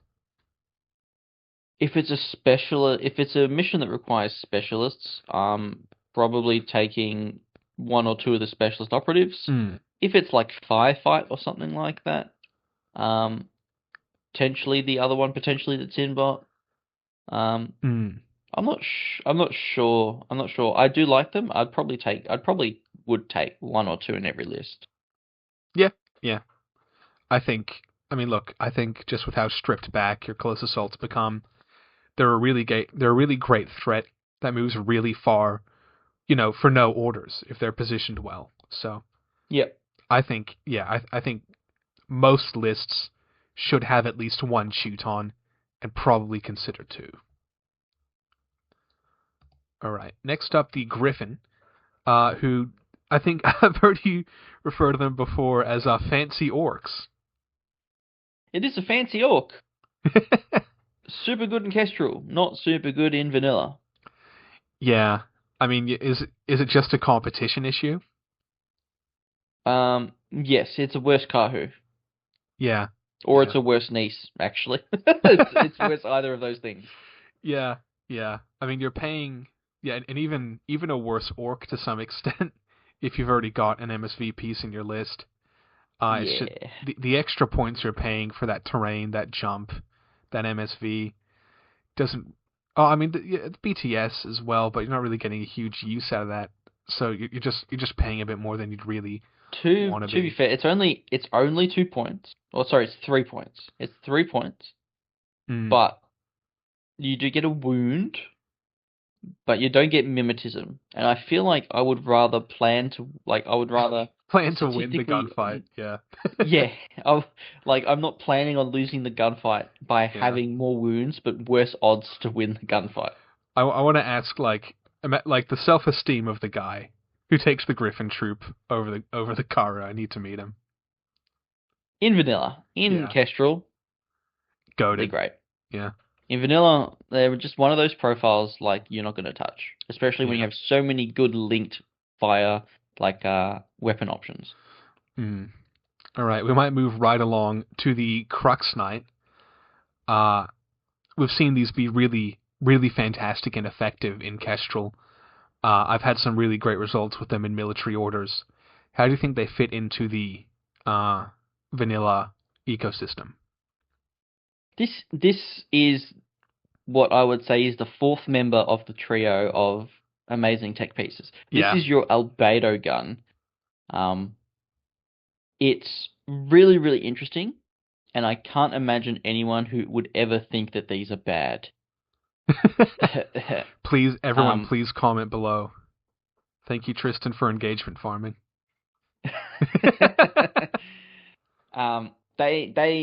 they are a do-it-all unit in terms of killing stuff.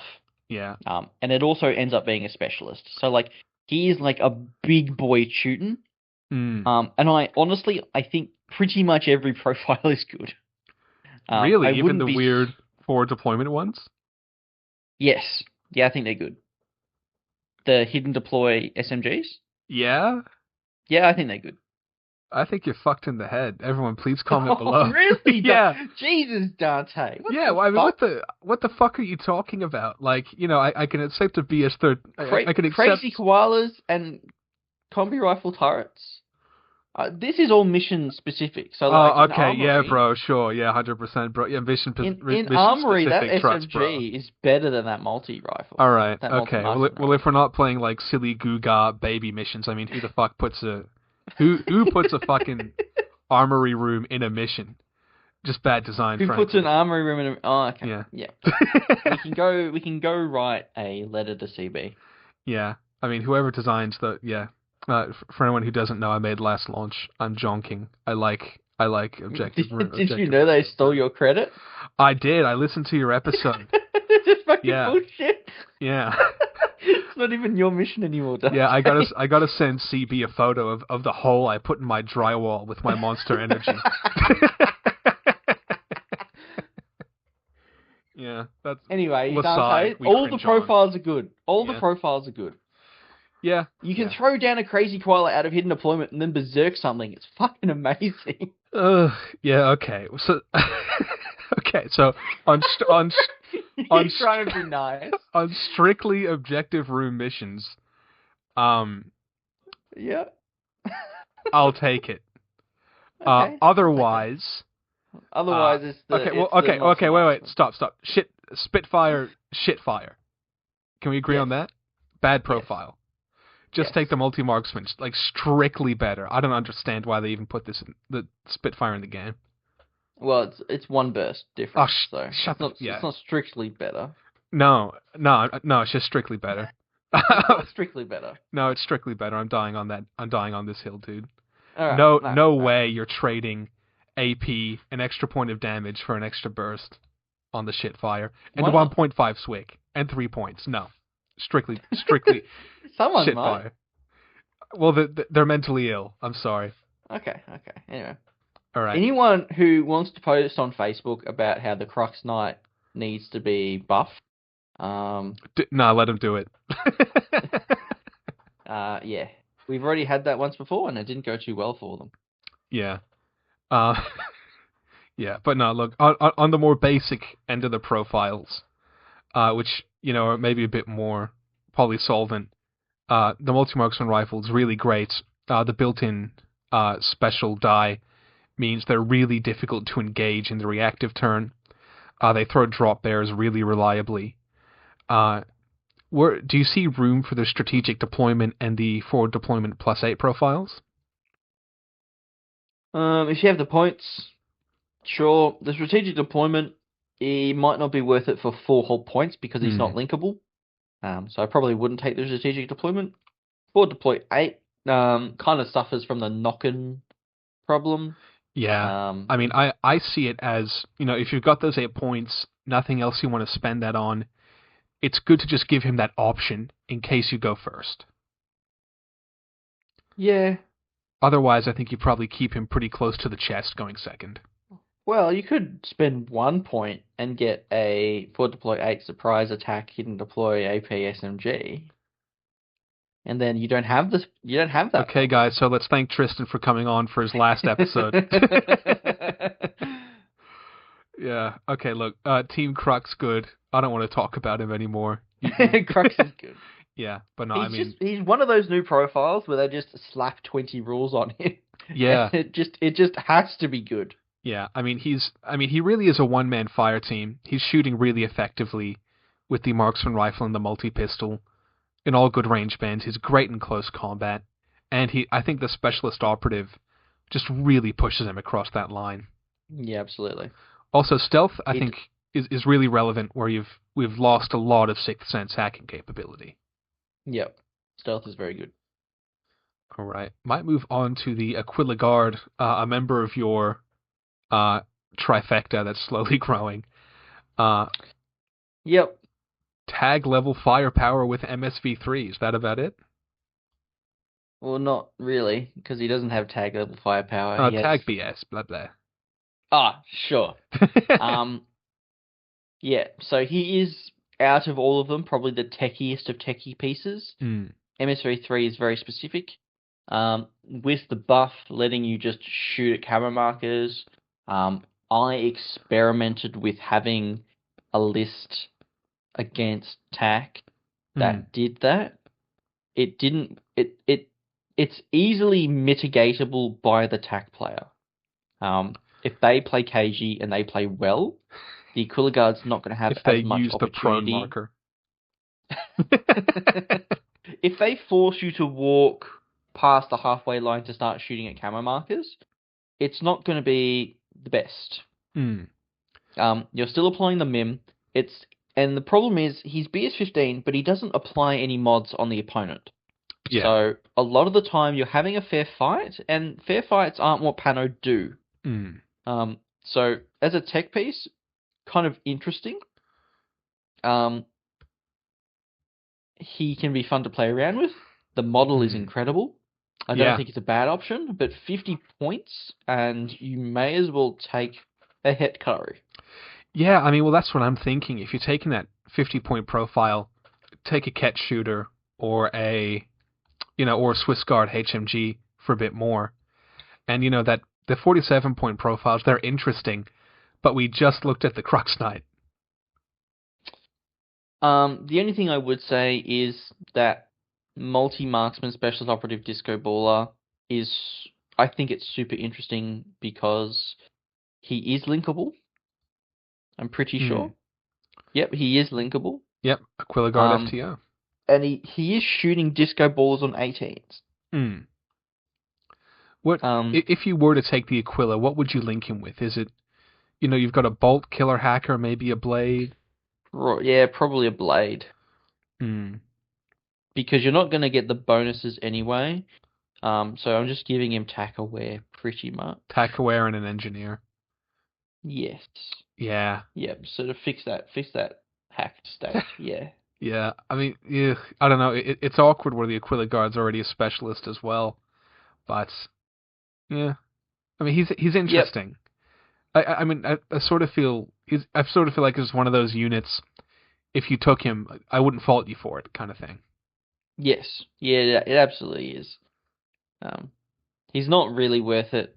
If your opponent has 1 or 2 camera markers, it's not worth it. Even against like heavy mim factions like Cenobites and Steel Phalanx, I think it's better just to fight mim with mim. Yeah. I don't think it's better just to throw MSV at something. Yeah, just take bolts or a Karhu. Yeah. Or the Ket. I'm more thinking the Swiss Guard as the direct comparison. Oh yeah, true. Fair enough. Yeah. I would rather fight a Cenobite with a Swiss Guard than an Aquila Guard. Yeah. Yeah, no, that's extremely fair. And I think as well, we've seen PanO actually pick up quite a bit of very useful sensor. So yeah, I don't know how much that MSV3 is a tool you need when you've got quite good sensor. Yeah, it's super niche. Yeah. And I wouldn't expect many people to take it, to be honest. Yeah. No, it's a bit sad, but he's fine. And then we got a big boy. We got the Swiss Guard. He's a little better than fine. Tell me about him. Overall, he's probably the best gunfighter in PanO. Yeah, I mean, just point for point, what you're pulling out of him is insane. Yeah. I mean, it goes without saying that a BS-15, MIM-6, surprise attack, hidden deploy, orc, basically, is just destroying everything. Yeah. I think the HMG profile is great. The missile launcher profile is kind of meh, whatever. The hacker profile is also great. Oh, the hacker... I love the hacker profile. And now that he's whip 13, he also has stealth. Yep, I took him to CanCon. He was incredible to me. If you do take him, you have to make sure to take some AP in your list to deal with some high armor targets, because he's not getting through super HI and tags and all that. Yeah. But he, staring down the barrel of a BS-15 MIM-6 guy, most opponents are shitting themselves. Oh, absolutely. I mean, for the points cost, he can just go band for band with anyone. I really like the hacker, how it picked up the X visor. Your BS-15, your MIM-6, you can reasonably use that multi-rifle on BS12. A lot of capability there, but yeah, the HMG is the obvious one. Just a mini And he has a cutter. big boy template as well. Yeah, yeah, it's really nice. I think the most important thing for me was that even if I had a really shit first turn, or my opponent had a really good first turn, I should say, he was never in danger of dying. No, And yeah. even with 4 or 5 orders, he can do stuff. Yeah, absolutely. I mean, he's such an easy asset to protect. He can clean up. He can go back into a camo state. Yeah, I mean, he's absolutely fantastic. All right, might move on to Ew! Joan. Ew! Yeah. Ew! Maybe we'll just move on to other Joan and then explain. Because Ah. other Joan, it's like that meme of that like chick at the desk with the two guys coming to talk to her with Joan V2 being the second What guy. porno are you describing, No, Dante? it's like look, when I see Joan Oh, you version 2. mean... Oh, good to Oh, see you, right. mate. Yeah, yeah. Joan Yep. d'Arc. Yep. Hello, Yep. hey John. HR. Yeah. Yep, okay. Yeah, no, but tell us about the new Joan. Crazy. Joan is incredible. She has gained an X-Visor. She has gained profiles with strategic deployment and +1 command token. She's gained AP on her Spitfire, Yeah. and I don't think her Pulsar was +1 burst. No, I think her the AP in front of that Spitfire probably the biggest is change. real great.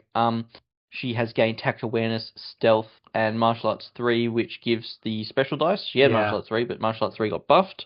Mm. Frenzy isn't as bad as it used to be. So she's still retaining limited cover even when she gets angry. Mm. She is for 45 points. I'm not sure there is a troop in the game that hits as hard or is as reliable as she is. Mm. 3 effective wounds, 6 armor and cover, AP Spitfire, BS15, really good in close combat, tactical awareness with inspiring leadership, giving her effectively 3 orders to herself.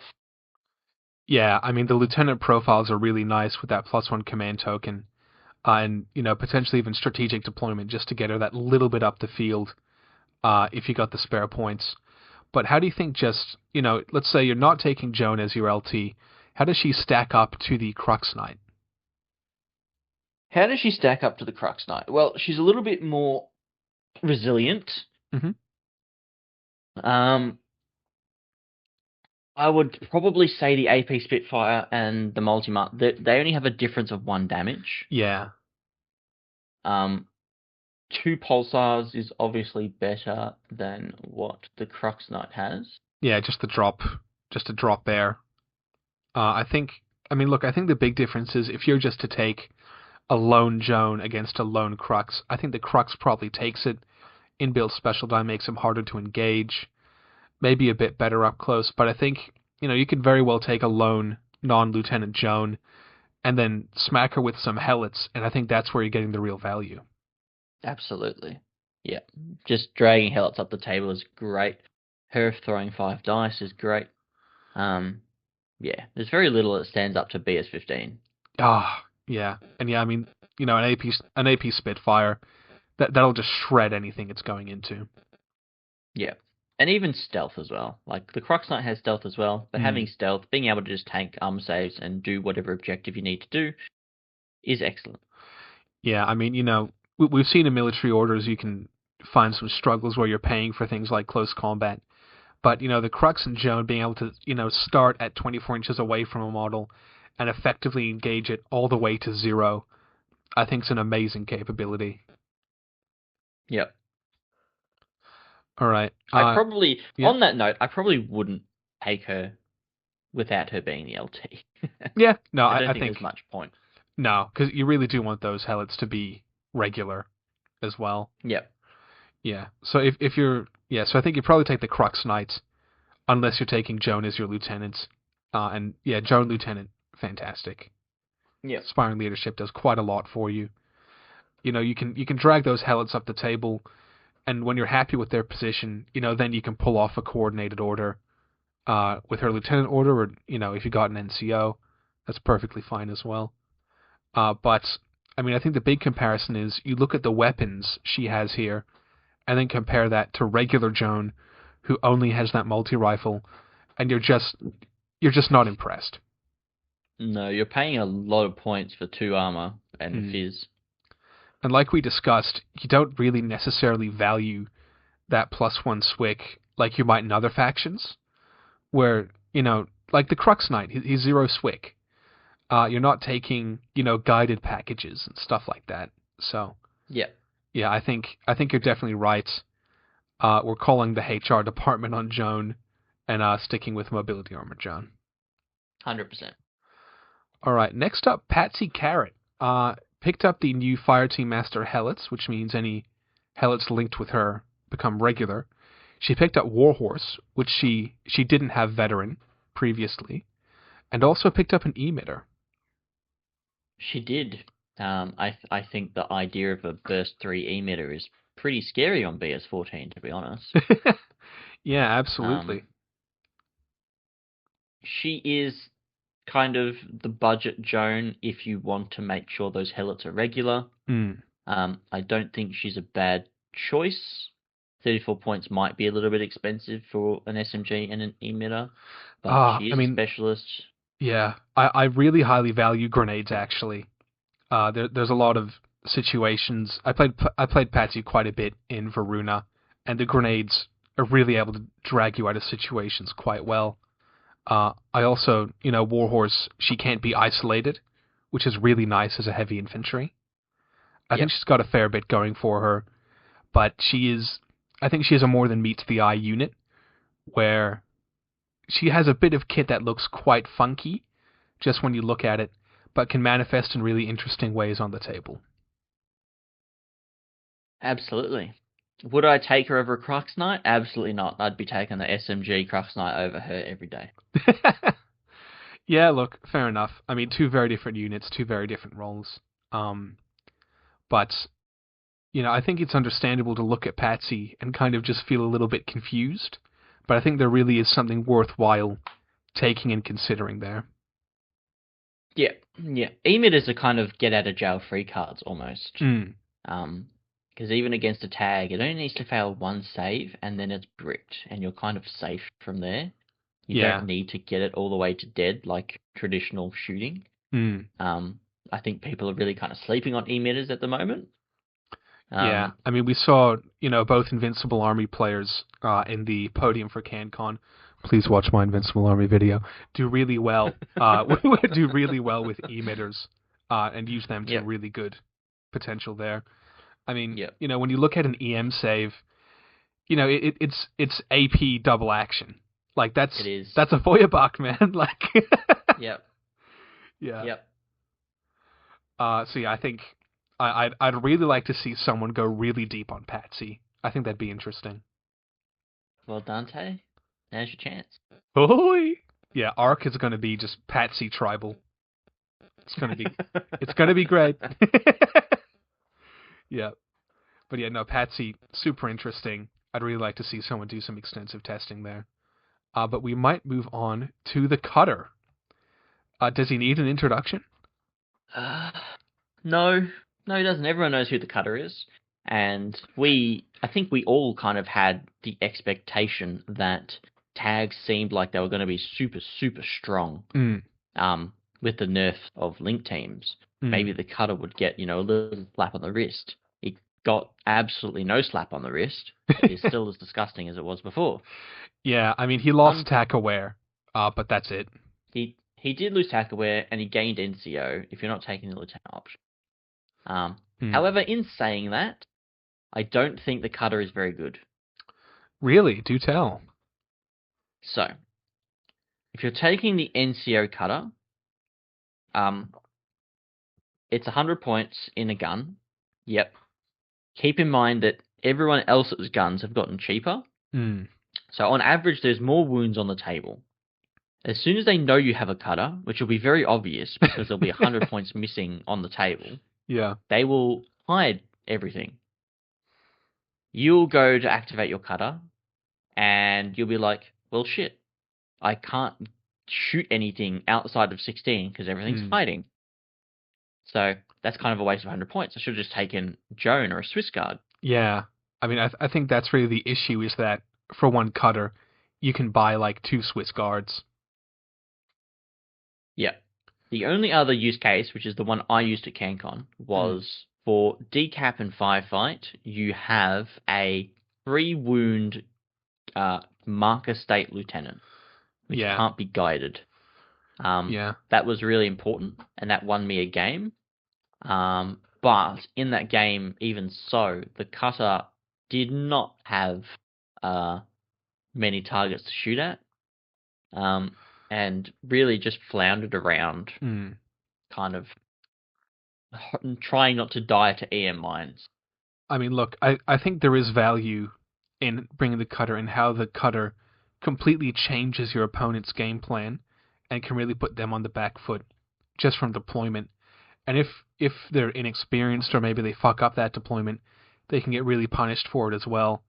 I think the cutter, if you're going second, the cutter effect, it can just sort of, it can be so that your opponent essentially just skips their first turn. They can feel like they can't move out. They can feel like they have to take, insane alternate routes to avoid any possible sight lines. But then, if they're not careful, you're getting ambushed by a BS-15 MIM-6 explosive shot that's probably going to kill whatever it hits. So I think there's kind of like a second layer value to the cutter. But I agree, you do need to build the list, knowing how it's going to change the game. You can't just slam it in and play a normal vanilla PanO list. The Fennecs help, but it really makes list building quite awkward. You're basically all inning with the cutter, and if your opponent knows how to delay you enough, it's really not the most optimal choice. Yeah, I mean, it really switches you into a weird spot with PanO, where you're like, okay, I've taken my cutter, I've built the rest of my lists, I really need to play objectives. Yep. Yeah, it's a funny one, but yeah, look, I think there's still use cases for it. I think it goes in the bin of I wouldn't fault you for taking it, and maybe also in the bin of the Black Era Patsy where it's like, you probably need to be pretty skilled to extract the maximum out of the cutter. Yeah, I think so. I really do. But no, it's very true what you said. You can't just slap it into a list. You need to understand what it's going to do to that list and what it's going to do to the game in general. But yeah, no, it's cool you got that use case out of it in TCAP. I think that's a great place for it. All right, next up the Tikbalang, who's gotten pretty spicy. So you never really had the good Tikbalang in vanilla, and the Climbing Plus nerf has been, I think, the worst thing to happen to the game. Period. But the Lieutenant Plus One order is pretty cool. No, it's hyperbole, Tristan. You fucking idiot. Get some fucking media literacy, you stupid piece of shit. Jeez, I'm just getting abused. I'm getting verbally abused on this show. Yeah, sorry. Yep. Tikbalang is very good. It is very good. CanCon winner took the Tikbalang to victory. Yeah. 73 points, getting 4 orders on a model, I think is the real selling point. I don't think you're ever taking it not as the LT, in my opinion. No, I think if you're taking it as non-LT, you probably just take the Squallow. Yeah, but, I mean, I've always personally been a big fan of the Group 2 tag, and I think the Tikbalang does that amazingly. Incredible. Yep, and you have, as we've mentioned throughout this, you have so much good NCO, which really gets amplified with the Tikbalang. So Patsy and the Karhu and things like that get a lot of value. Yeah, I mean, look, you slam those across, 2 different groups. You've got a lot of flexibility in what you can do. Because, there are situations where you can't, you don't necessarily have X amount of orders worth of good stuff to spend with the Tikbalang if they're hiding. But if you can be moving up specialists, repositioning, that's really handy. Yep, and the Karhu and the Tikbalang kind of complement each other, whereas one is for shredding armor, the Tikbalang shreds everything else. Mm. Yeah, I mean he's in an interesting role where, to some extent, he's fine against other tags, but you probably want to be taking another unit, which leaves him sort of punching sideways or punching down. Is that Yep. something you're okay with? Yes, because in PanO specifically, you have so much cheap units that punch up super, super well. Hmm. Um, Karhus and bolts punch up super well, and you're not necessarily just taking this and going, I can only punch down. Yeah, yeah. I mean, I think, Rob Shepard's always said, be damage 16 HMG is, just enough to wear down very heavily armored units. But yeah, when you've got Karhu in the faction, armor isn't something you're necessarily worried about. Yeah, no, you don't care. Yeah. Um, but I think the Tikbalang's very interesting, and the kind of the changes that PanO tags as a whole has been very weird. Where really, the cutter's a very kind of boutique pick. The Tikbalang is punching down or sideways, and sort of just leaves the Squallows as like a classic tag. Yes, Squalo is the classic boy, but he is the modern classic boy, Mm. being S6. But even then, if you want to play a little bit of Trent and take that grenade launcher, you're not getting that AP either. Yeah, Um, it's a funny spot to be in. Um, but man, 66 or 62 points, that's incredibly cheap. it's very cheap, almost too cheap, and you can take two of them. Looks at camera. So, yeah, they're very, very good. There is probably a list out there where you take two Squalo and five Fennecs and Flash Pulses and stuff, and you just wreck face. Yeah, I mean, I Um, do think that multi-marksman rifle is actually really interesting, especially you with are off your tits, Dante. What do you want about? I I mean, I think multi-pistol plus one burst. That's a capability not a lot of other tags have. Where if you get in close, you're just stuck with a template. Being able to Dante, do it with a what are you what are you on about? being able to do it with a blade as well. I think there is a space for the multi-marksman rifle Squallows. Is this in place of that put me on the spot section? Because I feel like you don't believe what you're saying. Well, I just had to finish my sentence before you lambasted me. People No. listening, don't take the Uh, multi-marksman no, rifle. fine. Don't take the multi-marksman profile. Don't listen to me. Take Just a take a crux. Crux Knight. Take Joan. Take anything Yeah. else. Bruh, take the Crux. Any other Take the 24 inch Crux gun. Spitfire. I don't give a fuck. Yeah, Yeah, there you go. Crux Spitfire. yeah. But no, But choose not to use the special dice. this is advanced Infinity the game. How else are you going to get your Well, sportsmanship Dante, points up? you're suggesting they take a burst 3 tag. The goat. Yeah. No, you just do him with another Squallow, but just like take him along for the ride and never do anything with him. That's Don't true. even use his That's very tackle true. wear. No, it's not true. Don't do that. Skrelo, very good. We're kind of joking around because I think the profile speaks for itself. Yeah. There's nothing super fancy about it, but it just does work. Mm. Grenade launcher has the capacity to be good. It also has the capacity for you to waste an entire turns of orders to do nothing. Yeah, I mean, look, shooting it on a 9, that's, one of the better grenade launchers, but I have had games against, say the Lizard, who's in a similar position, where yeah, my opponent just spent, you know, all their orders, trying to shoot something failed, and just looked up and just went like, re-rack. It is a way to, it's a way to lose a game. Like it definitely is, and that's something you got to realize. But yeah, look, I'm in a world where you've lost a lot of close assault. The grenade launcher is a good way to get around issues that, maybe a motorized bounty hunter can't solve, like any unit not touching the ground. Um, It's an unmasking monster. oh yeah, yeah, Yeah. so good.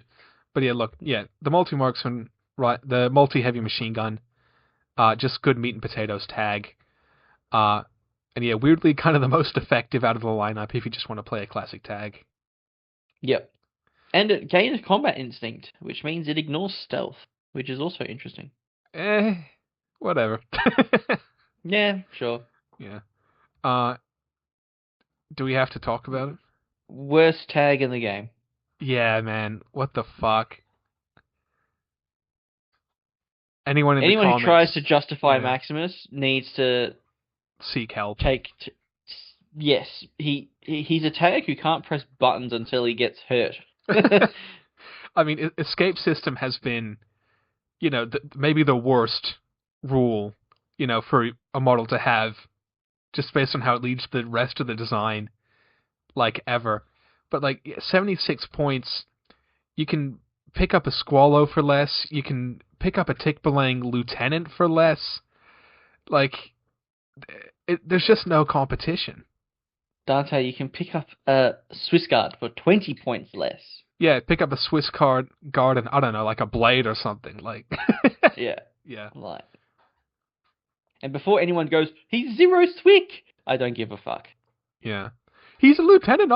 Shut up, dude. Yeah, no, he's useless. His guns are pretty terrible. He costs way too much. He's only BS14, which it's not impressive. He's arm immune with arm 6, which is meh, but then he gets shot out of his shitty little suit after he takes some damage. Like, it's just so bleh. Yeah, no. He takes some wounds, you try and heal him, you hurt him more, he pops out of his suit, then he's vitality instead of structure, so you can't heal him anymore. Yeah, nah, not good at all. All right, Pathfinder Drone Bot, you got the tactical awareness profile. Are It's you? good. Yeah, I mean, are you running these guys like kind of on their own, where you've kind of got Yeah. better sensor? I'm not taking it for the sensor. Hmm. If I was going to take it, it's just because it's a fast specialist and it's Yeah. not a Teuton. It does have a repeater, which could be useful in certain scenarios. Hmm. But it's basically it's a fast FO. Yeah. That's basically why I take it. I don't think it's bad. I don't think it's particularly auto-includey. It's just good. Yeah, it's fine. I mean, yeah, look, the tack aware is nice. A repeater is nice. I'll put it in the bin of I won't fault you for taking one. It's perfectly serviceable.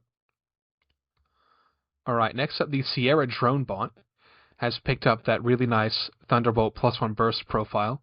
Do you think this fits in a world where you have Helots? Yes. Helots are a lot less resilient over turns, so they might be more scary to fight in the initial battle. If you really don't want those irregulars, if you're already taking a tag and you have an engineer anyway, there is a place for a drone bot. I don't think it means you don't take Helots. I think it just complements Helots.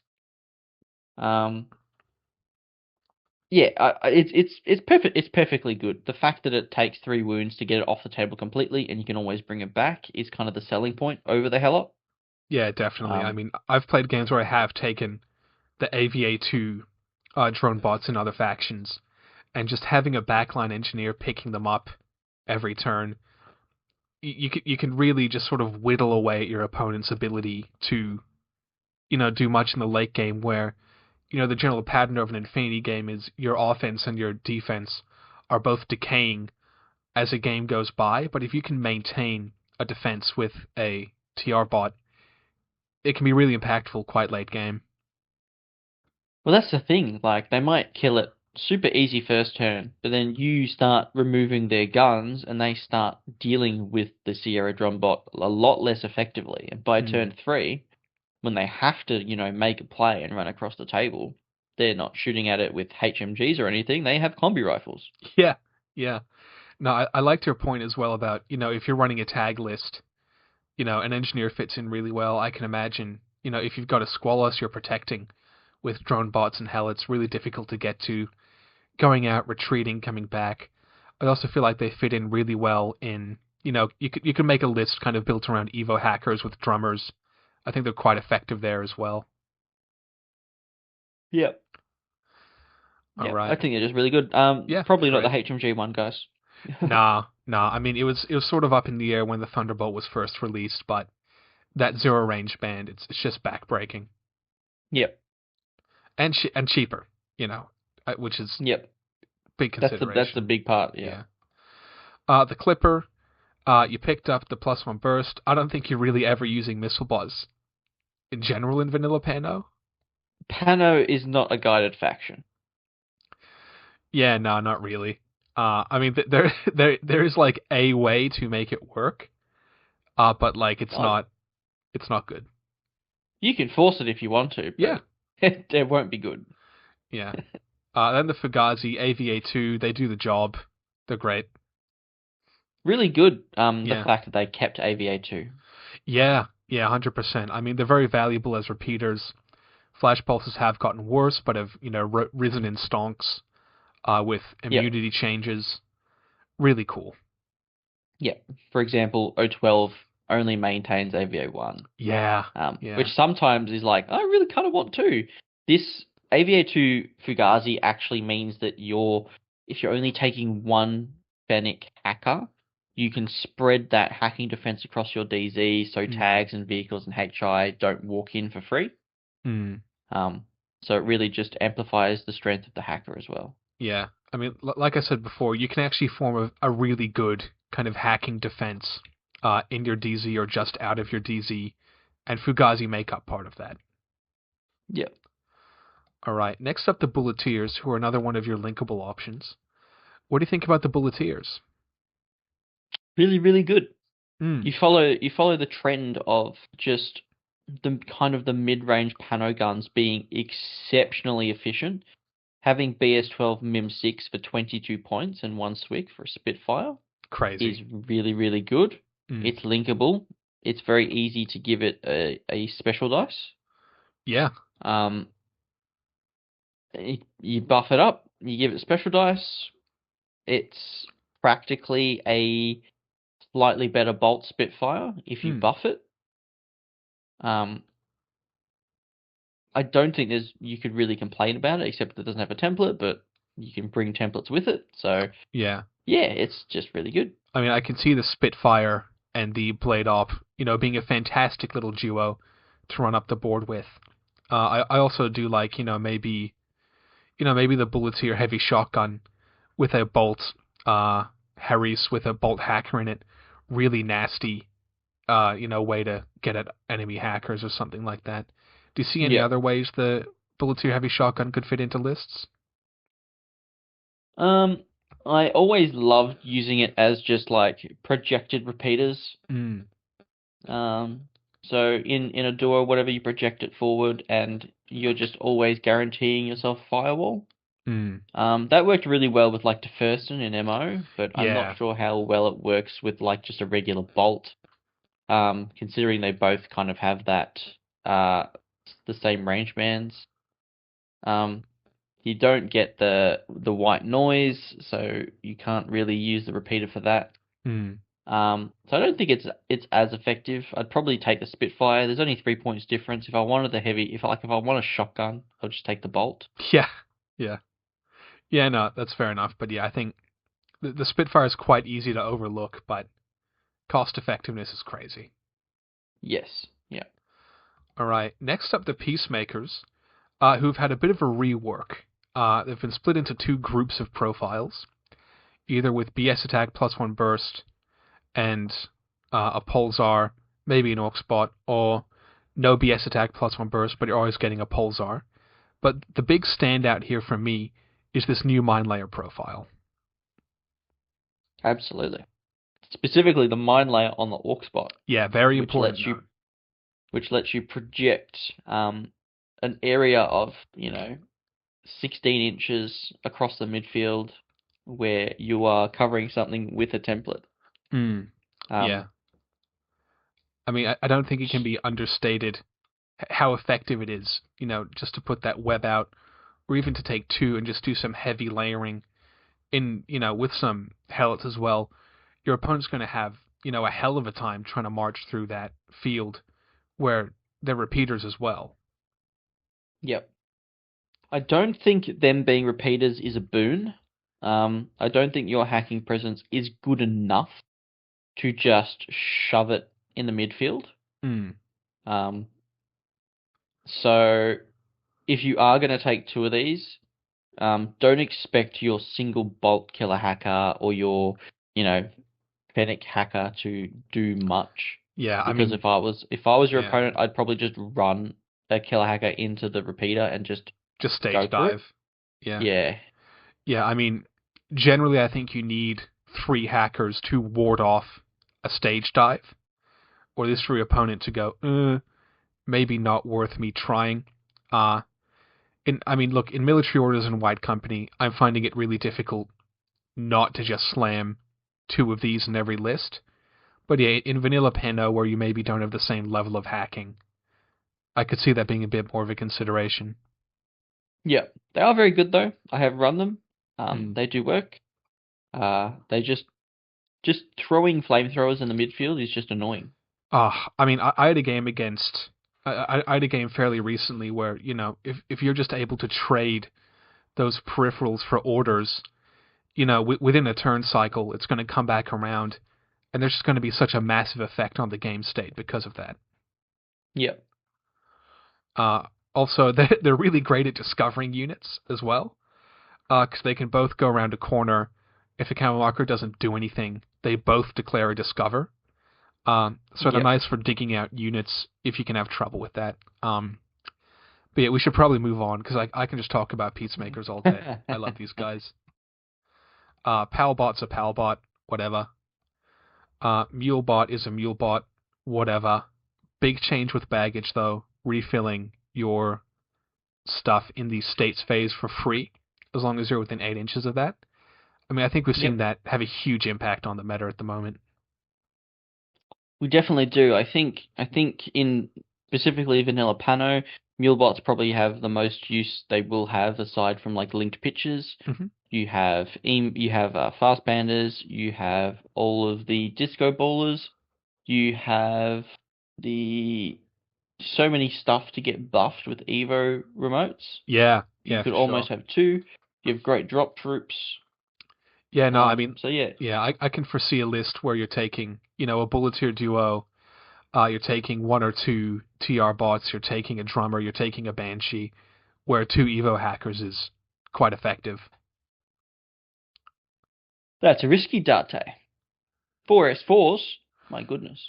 Yeah, as long as they're playing on a not tournament table where they're just they just got, I don't know, some bolt action terrain they found. You should be okay, but yeah, that's true. It is a consideration. Yeah, Evos are very good, especially in missions where they also give you an extra order. They just fit very naturally into a lot of Mm. vanilla panel lists. Mm. Yeah, no, they're quite nice. Definitely a cool way to build a list. Great little. They're like the MSG of the faction. You just sprinkle a little bit on top. Oh, okay, Enhances the flavor. okay, okay. I was Does that expecting mean if to you get had too yelled at for much, that it? one. No, no, no. Okay, okay. I get it. I get it. Yeah, but yeah, too much, you get too fat.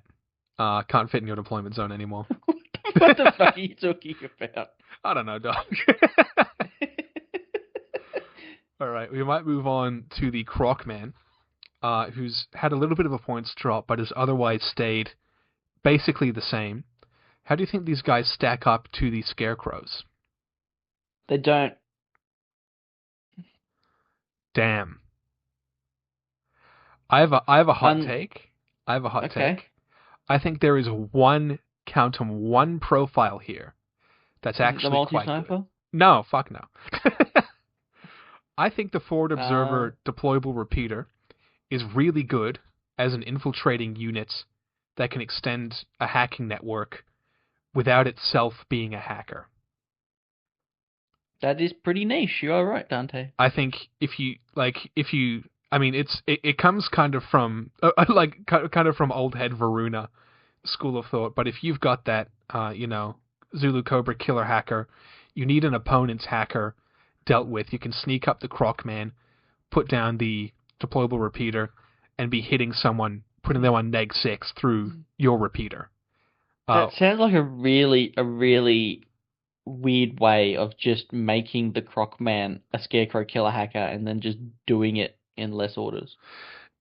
Eh, I don't know. I think there genuinely is a place, and I'm not fucking around. Doesn't mean you. I mean, you can still yell at me. That's okay. But I do think there is a place for the Croc Man, and I do think he has some very interesting tech, specifically on the forward observer profile. Okay, okay. Yeah, okay, I'll I'll take that. I'll believe you. I think I'd rather just run a Group 2 Fennec with a fast panda and just throw it. Yeah. Well, I mean, to me, this is very much like getting at your opponent's deployment zone. Yeah, okay. Sure. Uh, yeah, yeah. I might move on before either of us speaks more, and we can leave on this positive note. All right, the Locust finally picked up a marker state. Do you think it's usable? Woo. Yeah, I think it's usable. Having a marker state is massive. Gives Mm, you much. A 26-point multi-marksman rifle is interesting at Mim 6. It's yeah, almost like if you kind of wanted that Zulu-Cobra, but you wanted the full infiltration and maybe give it some AP. It's kind of like a yeah. different choice there. Mm, I don't think either is better than, I don't think either of them is better than the other. This one gets a template, so that gives it a little bit more. I probably am never taking the hackers. They're too expensive. The wild yeah. parrot is cheap and interesting. Mm. And I'm never taking the boarding shotgun, no matter how much you Yeah, tell me grenades are good. yeah. I mean, not on a. Oh, I mean, Fist 12 ain't bad. Okay, you know what? You shouldn't have mentioned. You genuinely shouldn't have mentioned that. Yeah, And fuck Bang Bomb. yeah. But yeah, no, the multi-marksman rifle, it is interesting because you can start it in its good range essentially, and your opponent probably won't see it coming. But yeah, I think Yep. the hacking profiles, you get pretty handily outclassed by the Scarecrow, who we also saw in Big Lad Hector's winning CanCon lists. They are optimized to shit. Mm. Oh, look, Dante, there's a Scarecrow with a deployable repeater profile. But it's not also a specialist. No, no, no, no, no! Don't you me. Whatever. No, this is Whatever. We're not talking about. the Listen, we're talking parody. So Croc Man is a hero in this house. So I had many discussions with Jordan about what's better, the Scarecrow or the Zulu-Cobra. Mm. He's an old man, so he's like, the Zulu-Cobra's better. And I'm like, but the Scarecrow starts in Hidden Deploy and has Mim 6 and BS, like, Mim 6. And he's like, eh. I'm like, there's only 2 points difference. So I think, since Jordan's not here and he's not going to yell at me, I think the Scarecrow Killer Hacker is better than the Zulu-Cobra Killer Hacker. Mm. I think having an SMG is made up for the fact that you have MIM 6 over MIM 3. Yeah, yeah. I mean, But the being Zulus. hidden Yeah. deploy, like having your hackers off the table and not being able to be touched is important, I think, when you're Yeah. only having 1 or 2 hackers. Mm. I mean, I think there's definitely a place for both of them, especially where they're so closely costed. I think there's a slider of gunfighter to hacker. The Zulu Cobra is probably more on the gunfighter side. Scarecrow's more on the hacker side. So I think it is just personal taste, but I think you're right.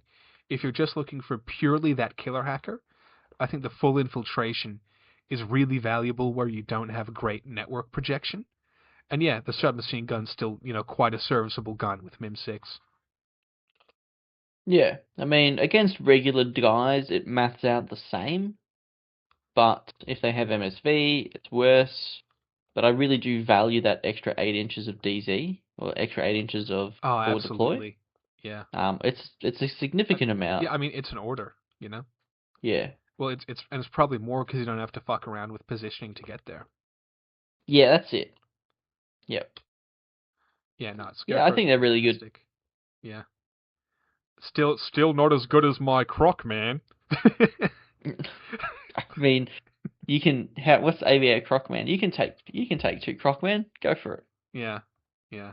Well, yeah, I mean, look, Croc Man Stonks just rose as a great proxy for a Scarecrow if you don't want a bot. Oh yeah, yeah, If you don't want to yeah. buy It's a the great, it's a great box. proxy. Absolutely. Yeah. Well, yeah, no, yeah, Scarecrow is really great. I mean, I think, yeah, for me, it really is the killer hacking device. I don't really see any other profiles I'm incredibly drawn to. Like, the Mind Layer is just sort of meh. Forward Observer, I'd rather take the Croc Man. Uh, you Shut know. up. No, no, I'm It's genuine. 5 points. I am genuine. It's 5 points. Yeah, I It's don't like care. saying you'd I rather do take not the care. HMGT other. You know what? Fuck it, I would. No, I didn't mean that. No, but I think, For 5 points is a pretty big difference, Dante. I think you're tripping. yeah, I think you just get so much more with the Crocman Forward Observer, the deployable repeater, the combi rifle, even the X visor shooting down like sideways down a lane. If you can get some All right, cover, Dante. All right. let's get you to bed. All right, last we've got the Redeye Close Air Support Squad. What a shit unit. I really don't know what to do with vehicles, to be honest. Um, I mean, I've played you the Go Pod, and that's been really effective in Nomads, but I think the role of the Redeye is sort of taken in PanO. well, I guess the biggest weakness of vehicles is their vulnerability to hack, Mm, and you don't really have much in the way of protecting it from hacking, really. yeah, Um, Nomads, obviously, the GoPod's great because it's the GoPod, but obviously in the Go Tunguska Pod. and stuff, Yeah. it's very well protected by pitches and not pitches. I mean, If I'm a Cyclone truther. You know this. We got Of pitches. course, Cyclone. I knew there were pitches somewhere. Yeah. Pitches and interventors basically make it so that the GoPod is going to have free reign at some point. Mm. Um, the Redeye, while being Mim 6, just has a regular old Spitfire at BS13. I mean, So you got to BS13. win the fight. Yeah. You're not going to deal a lot of damage. And the Blitzen's only disposable too. Yeah. I Um, mean, I just think he's quite expensive for a BS13 Mim 6 with no cover. yeah. Like, if it was like 30 points, yeah, if he costed like 30% less, he'd be fine. But Oh, he'd be incredible. yeah. Absolutely. But yeah, against most things, he's only Mim 3 at Mm. BS13. So he costs the same as a drummer, except he has, you know, he's not split up between those two profiles, and he's super fast. Yeah. But the drummer can get buffed and has a way better gun. Mm. Um, Look, there is obviously a place. It's like a big fat assassin. Yeah. Um, I'm not really a fan of vehicles in general. But I haven't used them, Mm. but I feel like they're too table dependent to be good. I mean, yeah, you definitely can't take too many big bases if you're taking a vehicle. I think, your comparison with the drummer is pretty apt. Or another comparison, is the Zulu-Cobra Spitfire, where, you're paying quite a lot more for, a vulnerability, but overall not changing gunfighting numbers too much. Well, it's For actually better with surprise attack. Yeah, that's true. That's true. So, yeah, I just don't really see it. No, that's a good point actually. It's hitting as hard as a Zulu-Cobra Spitfire Hmm. for nearly double the points. Yeah, it's crazy. All right, Yeah. Tristan, you've been spared from another round of Shark Tank in lieu of something potentially a bit more interesting. Here we have, I believe, one of your CanCon lists. Yes. All right, give us the run through. Alrighty. So, I've just realized I've given you the wrong list, but that's okay. It's very close. Okay, We cool. have a Swiss Guard. We have a Joan V2 with in a Harris with a Red Fury Helot and a regular Helot because Very I'm nice. spicy like that. We have a Teuton Specialist, the Fennec Hacker, the Motorized Bounty Hunter, Tech B Warcore. Then Group 2, we've got that lovely bolt duo with the sniper and the killer hacker. We have the Zulu-Cobra killer hacker, just for that killer hacker redundancy. We have another Teuton specialist, and then we have the rounding off the Fennec suite with a Thunderbolt Fennec and an FO Fennec. I think in the final list, one of the Teutons turned into a Peacemaker. Yeah, right. I mean, that's pretty easy change. It's not that massive a change, if I'm honest. I love running this list. The Swiss Guard just does a bunch of work. The Bolt Duo does work. You have way more hacking than your opponent thinks you're going to have. Each group has redundant guns. So Group 1 has a Swiss and Joan, and then Group 2 has a Bolt multi-sniper and the Fennec Thunderbolt. Yeah. Even the Zulu-Cobra Killer Hacker is a nice redundant gun. The only real issue you have is if Joan goes isolate or goes unconscious, you have 4 irregulars. Yeah, I think in the final list, the Motorized Bounty Hunter went into the bottom group just to help split up the irregulars and to not stack up the orders too much, because sometimes you want to run up Joan and you want to run up the Bounty Hunter at the same time. Yeah, this was just for really basic missions like unmasking and supplies and acquisition. Yeah. Well, yeah, I mean, this seems like a pretty good all-comers list. You've got, your 2 main guns there at the top. You've got a really nice defensive suite in the Helots, the Bolt, and even a couple mine layers. And then, some nice close assault to sort of clean it all up. Seems like a very archetypal PanO list. Yeah, it was fun to play. That's all I can say. I made some mistakes, obviously having not played PanO too much. But the Bolt was excellent. The Bolt killed a Maggie in 4 orders. Oh, brutal. Which was incredible. I had Joan run into close combat with a Nasura because of her stealth and just rip her in half. The Swiss Guard performed super well. The Helots, like someone didn't realize I had a Red Fury Helot, and I'm like, I'm throwing 5 dice at you. Haha. Yeah. Really, really cool. I love the Red Fury Helot. Yep. Only being 3 points more, because you're really not that Swick hungry, as you can see, 5.5 Swick, and that's with the Red Fury. So, yeah, you don't really need to worry about running out of Swick. Unless you decide to not take the Swiss Guard and Joan. If you kind of take the Magistrate, you can kind of fill it up with Zulu-Cobra Spitfires, Bulletier Spitfires, Bolts.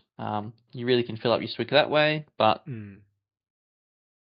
yeah, it was fun. Yeah, no, that's very cool. Well, thanks for coming on, Tristan, and sharing this list with us. Very good to see, after all the chatter, how it can actually look like on paper. So you're part of Lost Lieutenant podcast, as everyone should know. What have you guys been up to recently? Well, funnily enough, tonight we are hosting our Ask Me Anything. I don't know if this video is going up before then. Might not, but... It's definitely not. Okay, well, we'll be doing that very shortly. Yeah, what did we do last... Oh, we had a big old rant at CB last week. Well, yeah, the ITS 16.5, really great listen, though. As much as maybe you guys weren't vibing with the changes, to get up to date with what's changed really quickly. I like a lot of what you guys said about the tactical options, interesting ways to use those, and I mean even just being aware of them. Yep. Sweet. Well, thanks a bunch, Dante. I beat you to it, Mitch. Oh, fuck you, you fucking... No, it's always good to have you on. Thank you, the viewer, for watching. I need to end this before Tristan says anything else. Goodbye.